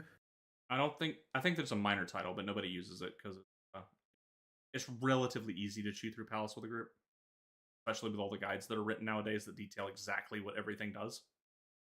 Yeah. I'm absolutely not going to do it solo. I just don't have the patience for it. Yeah. I just don't have that kind of time either. I frankly, even if I had the time, like, I just get too restless because, frankly, it's boring to me. Yeah. Like, I know I can understand the parts of it that are interesting, but if I could leap to the interesting parts and refine my performance on those, that would be a different thing. And in the case of Orthos, it's a different thing because what you have to do to become good at it is very discreet. It's not vague. You just have to learn things and do things correctly. Like, there is a right and wrong approach. Whereas in Palace of the Dead, there's really not. You just have to hope you don't get screwed over. Yeah, it's about weighing. All options become risky at floor 170 onwards. And are you willing to take a risk for a better payout? And how well does that gamble pay off for you? How many times can you that gamble versus how many times? And you need to win more than you lose, basically. Is there a treasure room over there full of proximity aggro mobs? Oh, there's some skill involved in body aggroing them as a manticore, but you need to be able to weigh, is it worth even clearing this thing out with a fortune going? I could get no chests from this whole thing. I could get nothing I need. And I could just waste a colossal amount of time plus a rage and just get screwed. Like, I could pop this alteration to try and fix a 187 to 189 floor and remove some of the enemies that you just can't kill. But I could just get a full mimic room, and I could be playing Red Mage where mimics are, while they're workable, they're just not they're going to give me pox. And that's going to be a problem later. So it's just, can you win enough coin flips, basically, each time you go through. And it takes so long to get to the point where the coin flips happen, because you don't have to start making decisions like that until about floor 170, I'd say. The 160s, aside from the boss necessitating a strength and a steel, because it's the dude on the pony, and the snake that puts water down, and because of the way you have to kite him to keep yourself alive with just sustaining potions, you need strength and steel so that their double autos don't one-shot you. You don't really have to make any major bad palms. You can get through pretty much everything else with anything barring no items. No items being an almost instant serenity for everybody. So yeah. Okay. That's my week, I think. I really don't have very much, unfortunately. Oh, I did forget the most important thing. of last week, the once a decade Avatar update happened. So if you're seeing Yay. a sheep with holding a sheep, that is me. Fern apparently Sheep. took a sheep. minute. I never update my avatar. Admittedly, I neither do I. I don't. I don't feel like there's really any reason to. Like I just don't form a connection with the avatars at all.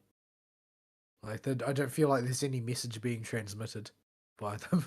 Oh. So Well, my old avatar was Toko, and I just was like, I don't really feel an attachment to Type Moon as strong as I used to. So I thought it was time to change, and I've had sheep brain. nor do I. Largely because they haven't produced anything lately. Like other than Samurai Remnant, I felt was a great game. For what it was, I enjoyed it. I had a good time playing it, but I felt like it came to an end in a relatively decisive way. I was a little bit surprised that I didn't actually feel any inclination to purchase the DLC, which I expected that I would. I was waiting for it initially, but then I realized it's like, well, they actually finished the story in a really decisive way, to the point that there's not really any point in continuing it that wouldn't feel like, oh well, they want more money still, so we have to keep going. Yeah. Also, I've gravitated towards just happier characters in general as I've gotten older.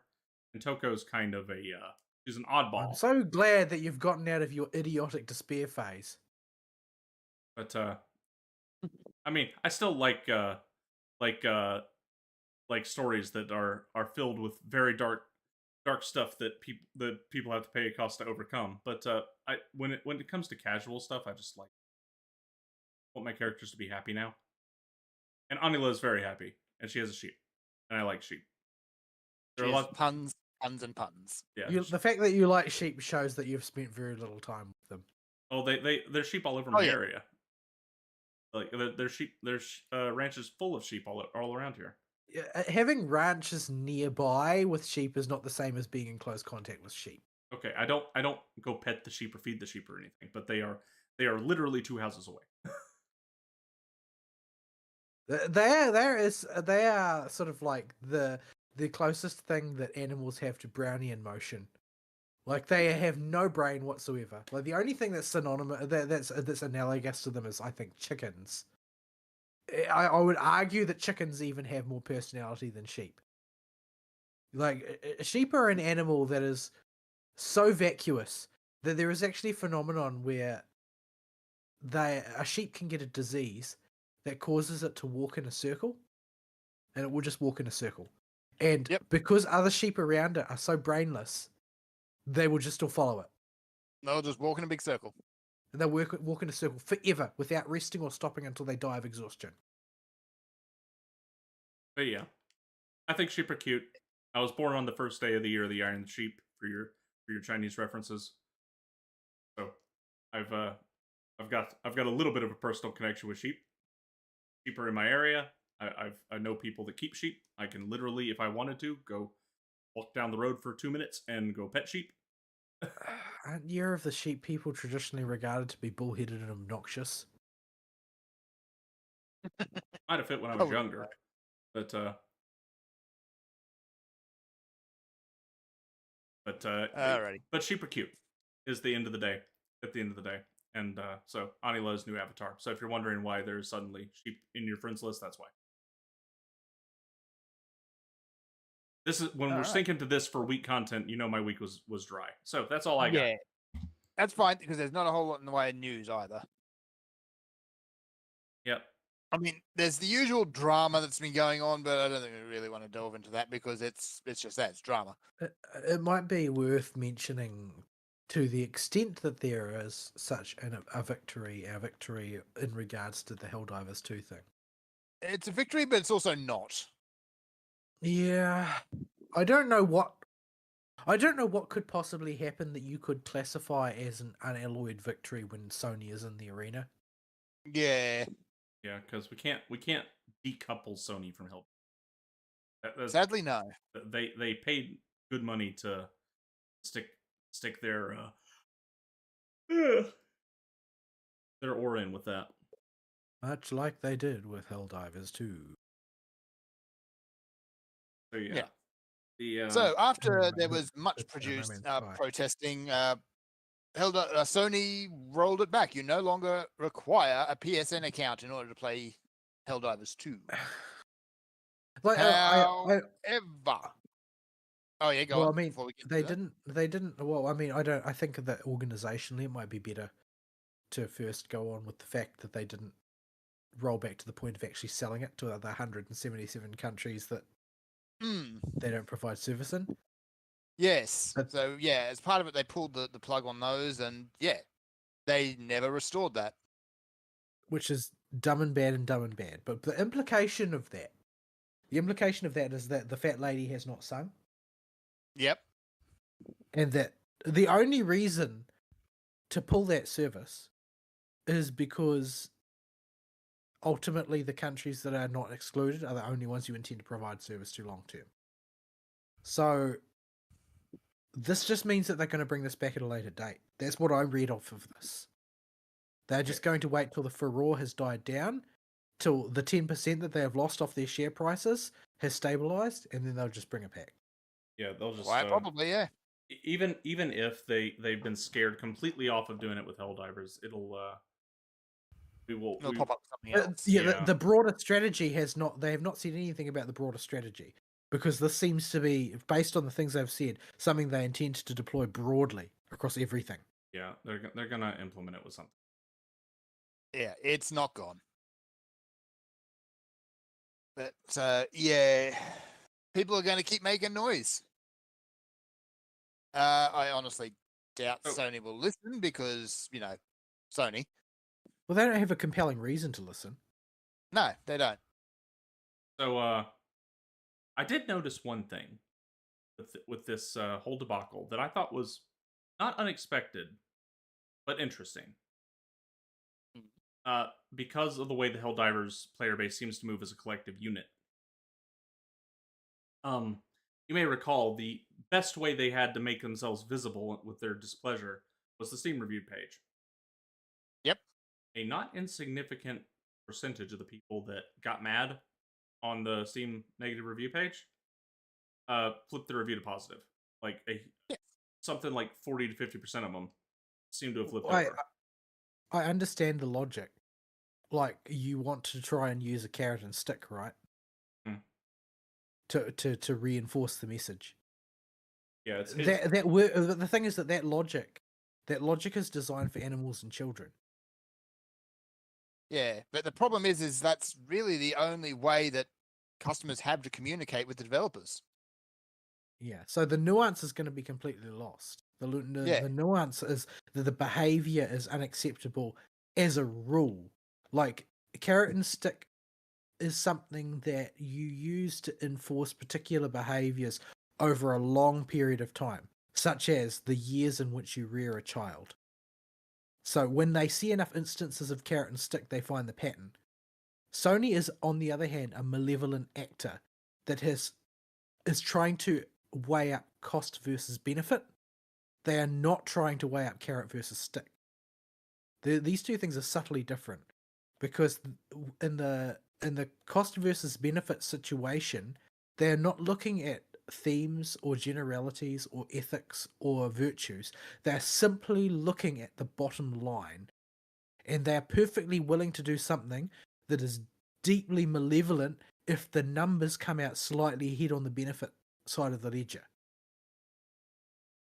They've proven this many, many times. I think that there is a compelling argument, and I haven't weighed up which side I agree with. I haven't since I'm not a Helldivers 2 player, I don't have a great deal of investment in it, but I haven't spent a lot of time carefully thinking and weighing up whether I think it is important to leave the wound open or to close the wound. My instinct is that a closed wound is a forgotten wound for a business. Yeah. I'm not sure, honestly, on that one, what the best way to get across is, because people have already communicated, basically, we did not approve of this. Now it's almost on the developers of Helldiver to that message geared towards at Sony and make sure that they remember that people. What's a good way to put this? Basically, the developers of Helldivers 2 have to be the ones that tell Sony, "Hey, remember when you tried this last time with our game and it went horribly for you?" Because they're going to have a whole lot more pull in the actual cut. This They've been aggressively pushing the "I am totally powerless" narrative. I'm not sure the precise extent to which it is true that they have no influence over the situation. Yeah, without being inside, it's hard to say. But it's worth pointing out that one of the community managers has been sacked over all of this. There were several that I feel like there were that were misbehaving in the matter, but was definitely one or two who were the primary actors in terms of taking it as an opportunity to sneer about people they don't like. Yeah. One of the big one that got fired was the same guy who came out and said, basically, if you want to be heard, downvote the game. So the least appropriate person. No, he also deserved to be sacked from some of the other comments he's made. So it's kind of a mixed bag there. Yeah, well, I mean, the people are a mixed bag, but yeah, there were a lot of people who were simply gloating about, "Oh, finally, we're going to have the power to suppress the people who have crime think." Yeah, I think the lead community manager was the one who was saying basically that word for word. So if anyone needs to go, it's probably her. But yeah. All right. So that's basically that. That fight is still ongoing. Yeah, it's well. I mean, the thing is that I think it would be better if the fight was ongoing, but I don't think the fight is ongoing. I think that it has entered the abyss of post central to the news cycle internet. Yep. And so we're not going to get a clear resolution. Basically, we are heading down Sony's second most optimal path. Most optimal path was where they suppressed the gamers entirely. Second most optimal path was where they kowtowed temporarily, and then the gamers lost interest and then they could go back to doing what they were doing. Yeah, just pretend to back off and then wait till the heat's off. Oh well. At least I needed a reason not to buy another Sony product, I guess. Yeah, it's. I honestly don't see the point in buying Sony products anymore. I don't see the point in buying a Sony console. Certainly, unfortunately, if just say blanket no Sony products, that's going to cut you out a lot of video games because they publish quite a bit now. True. But yeah, I certainly won't be buying most of their AAA first party release stuff that they heavily are shilling for. Things like your Naughty Dog stuff, for instance. But yeah, and they're definitely out as a console person. Regardless of certainly not Yeah, Sony. there's definitely no point to another one of them. Yeah, like I said last time, I'm open to arguments for a console, but they have to make a successful argument first. And the argument for me need not necessarily be complex. A successfully compelling argument may simply involve Monster Hunter and a certain amount of hype, but it's still they have to make the argument. I'm not going to automatically assume that because in the past I've always assumed at least one of the consoles that is released is going to be in my future. It's just a matter of deciding which. Now there are no consoles in my future. They need to make an argument for why a console is necessary first. Yep. Okay. What other newslots are there? So to nobody's surprise, Capcom stopping its westernization aside from Street Fighter, which they are citing this year as one of their bigger things, but that's on name recognition, not quality. They just start continuing to knock it out of the park.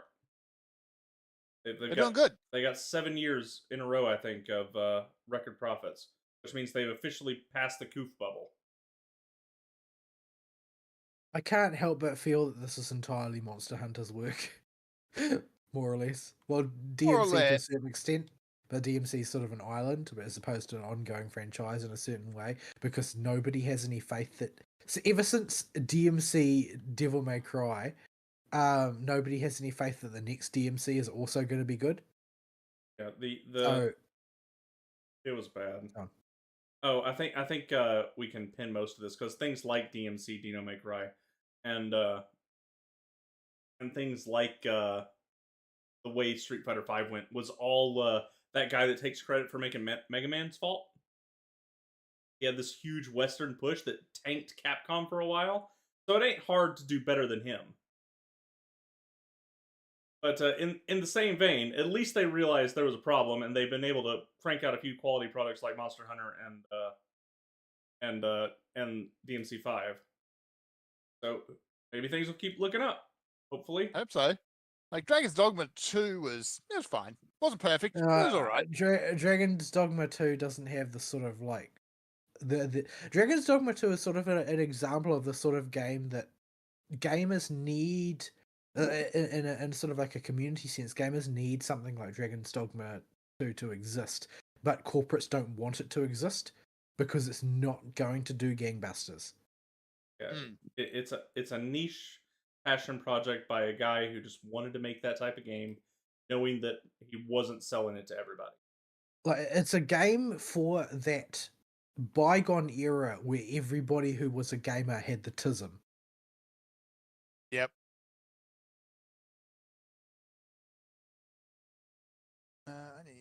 Trying to figure this out. And But anyway, yeah, it requires quite a bit of the tism.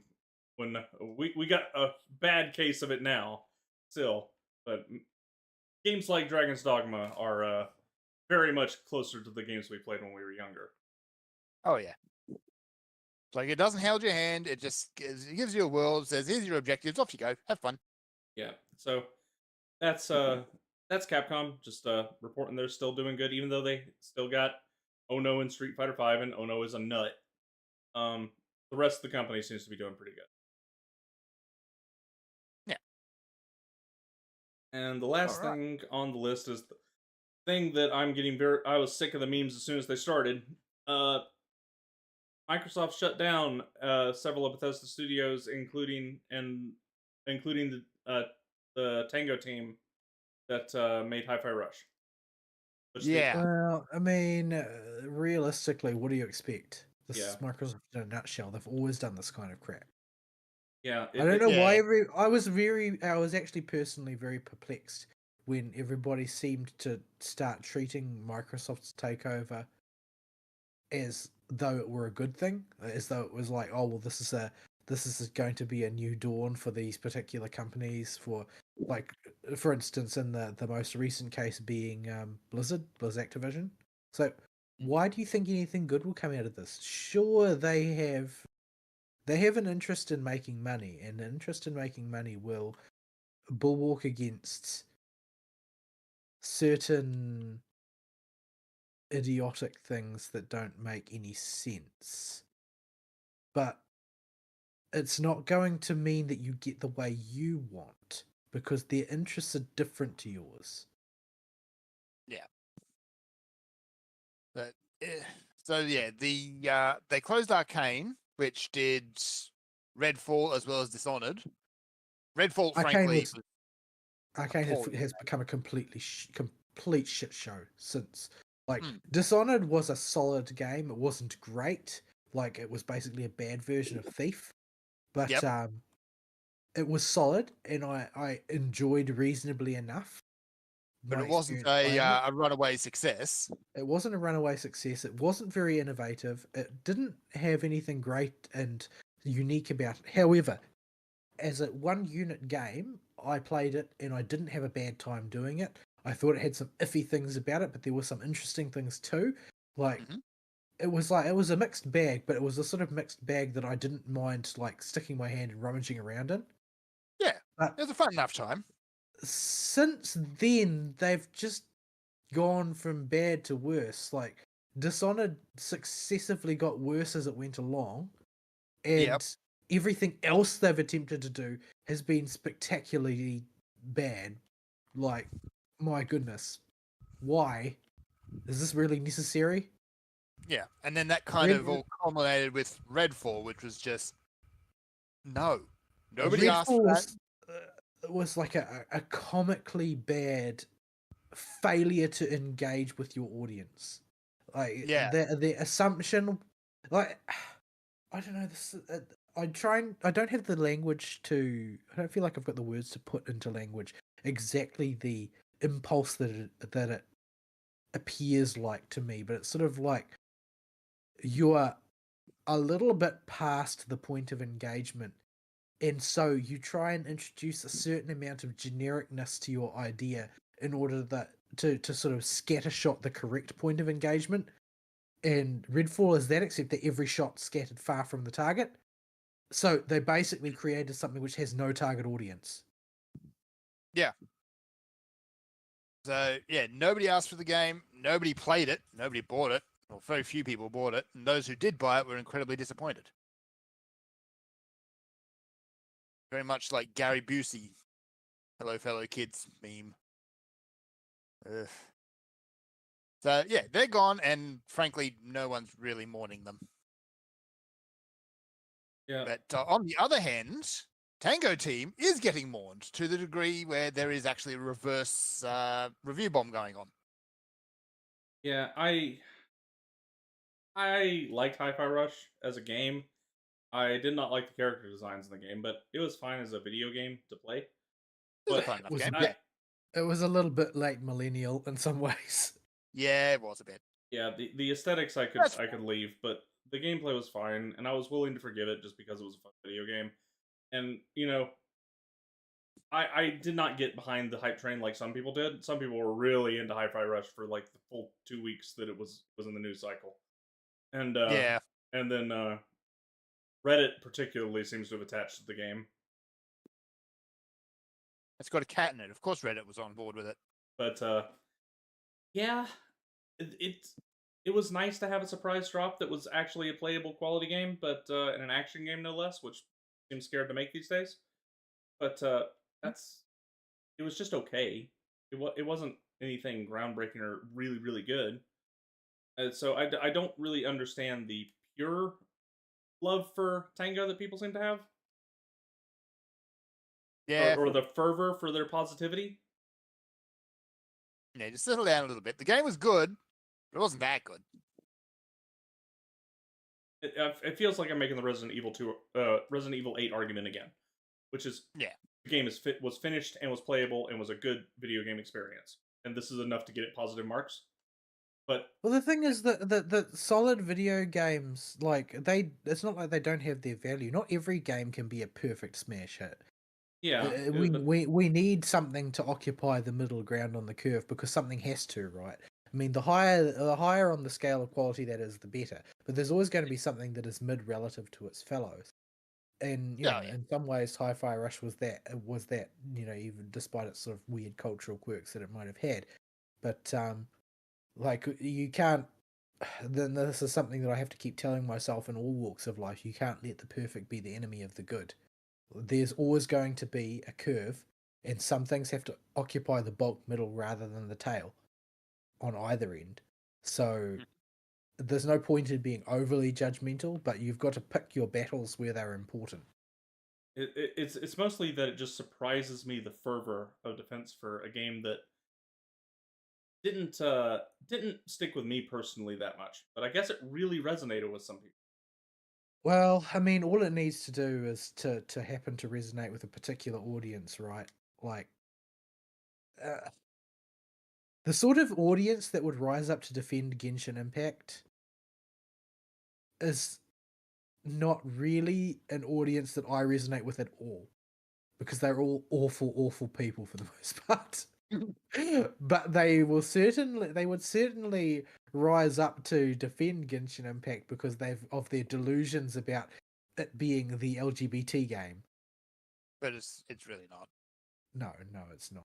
Like, you can make an argument for it, but it's a purely speculative argument based on essentially reading the minds of a bunch of game developers in China. Yeah. It's bright and it's colourful and it's fun and welcoming, so that's all it really needs to be. Yeah, I mean it's accessible. Yeah. That's what it set out to be, and that's what it is. But I mean, it has somehow, by accident or design, it's hard to say in some ways, struck a chord with a bunch of filthy degenerates who have decided to make it a totem of their ideology, and they defend it viciously as a result. Just because it is defended doesn't mean it's being defended for a good or valuable reason. Now, Hi-Fi Rush, Yeah. I don't think is necessarily a bad game or in any way. I've never heard anything about it to suggest to me that it is an irredeemable game or that it is a defective game or anything like that. It seems, from everything that anybody has ever said about it to me, that it is relatively solid and it is gamey and you can play it and you can have fun doing so. And it might not leave a life-changing mark on your existence. However, it's still a thing and you can have fun with it, which is basically what games are about. And something is going to have to occupy that middle ground of not being an atrocity, not being world shattering, but being a solid pastime. There are going to be things that live in that ground. But I don't think that that's remarkable. The only reason that this is really remarkable is I think the reason why that this really strikes a chord with people is that there's an intrinsic sense that if you push on one side of a scale, the other side should come up. And when an action like this that seems unilateral, where a larger company comes in and shuts down the smaller studios, it's like, well, where's the other pan of the balance? What's the rationale? Where are we rising up for the pushing down here, or vice versa, depending on your perspective? Like, what is the outworking of this? Sometimes there's going to be a reason people accept, and sometimes there's a reason that people don't accept. But when there's no reason, people just sort of flail about, and that's what's happening here. People are mad that the studio got shut down because, as far as anybody can see, no crime was committed. It feels like a punishment that they are being shut down, even though there's nothing seems to deviate far from expectations. It's like, well, they made a game and it was decent. And it's not really in step with the what appears to be the corporate paradigm of live service and microtransactions, etc. But it was a successful game, and the fear that this is a judgment leveled against products that are niche is not entirely unfounded in the modern era, because there is this constant push towards homogenization. But it's a fear of the unknown. The other side of the balance pan hasn't moved in a way that people can see it. So it just looks like a unilateral malevolent action. Yeah, the main point I'd like to get across, though, is Microsoft has not made any statements at all about this. They just said, And they are under no obligation to either. They are not. Why should they? Their business strategy isn't public knowledge, we aren't entitled to know what their suits are thinking at the top, why they would choose to move money from here to there. That is their business. That is the way they operate. It's how business do. Yeah, we don't have a right to know that. And it sucks that we don't have a right to know that. But if you want a more transparent company, then you need to restrict yourself to buying only from companies that have transparent policies. If that's really what you want, you're going to have to try and do that invisible hand of the market thing that never works in real life. But you might end up with tiny slices of reality where it does work for a fixed period of time. And you have to take the wins and the losses alongside each other, because we don't live in a world of equality, and we never will. There's not going to be an equal distribution of power over the entertainment industry held by Microsoft and held by you, the person sitting in your chair at home. That's not the way reality works, and it can't be the way reality works for a whole host of reasons. So you have to act on what is presented to you. You don't sit there and whinge about it, and you don't do nothing, but you have to act in the understanding that sometimes your actions will appear to do or maybe actually do nothing. Because you have to act out of what you think is the appropriate thing to do, no matter whether or not you can see any obvious immediate benefit from it. Because the reality is, most of the things that you do in life on a principled basis will not benefit you. That is just how things are. But yeah, people are just getting all upset about this, and frankly, I think they're just getting upset, but they don't know why. Because there has been no why. I think it's reasonable to get upset about it, but it's not meaningful to get upset about it. Like, Yeah, it's you just c- flailing about in the end. there are reasons that you should be upset. If you were a huge fan of Hi-Fi Rush and you know now that there will never be a Hi-Fi Rush 2, or at least there's no reasonable expectation of a Hi-Fi Rush 2, it makes sense to be upset. But there's no way of addressing the reality by being upset. The fact that you're upset will not change anything. It may leave a very faint impression on the entertainment industry that there is a niche here, but the fact is that Hi-Fi Rush wasn't special or unique enough to carve out a world-shaking IP identity. So that's likely to go unrecognized by anybody with the power to generate a second version of that game through pure force of finance. Yeah. Like, it would have to be a passion project for somebody. But this is just the reality of the world. Like, you're not going to influence anything just by whinging. Like, if you really, really, really need more of that type of game in the world, then you either need to make it yourself or support a person who does. There is no other option. There is no amount of bitching at Microsoft that will undo this. All right, so that's that. Anything else? Those are the only news articles I saw that we could. We're also Yeah, at I think that. 3 hours and 40, by the way. Okay, so we should probably wrap up. Alrighty. Well, today is Mother's Day. Go to the store like right after church and get a card or something. So I It's don't not look like a really total important to my family, but I should probably do something. I should probably call home or something. I've had a You little bit should. too much to drink for that kind of thing, but we'll see. The phone call is important. You should at least do that. Oh But yes. yeah, go talk to your mum. Say hello to your mum. Yep. All right, folks. Y'all got anything else for us on this out? Nope. I think that's it. All righty. I have websites hosting the Miss Hina Standy picture that want to know my location. Stop it. What? No.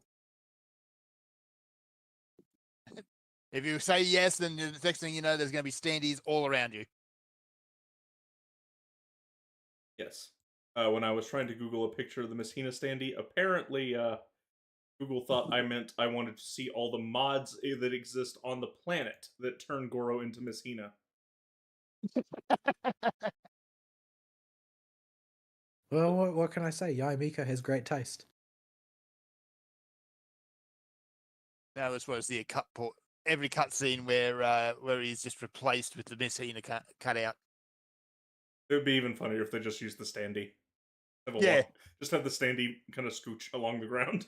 It just scooches around, not animated or anything, just scooches.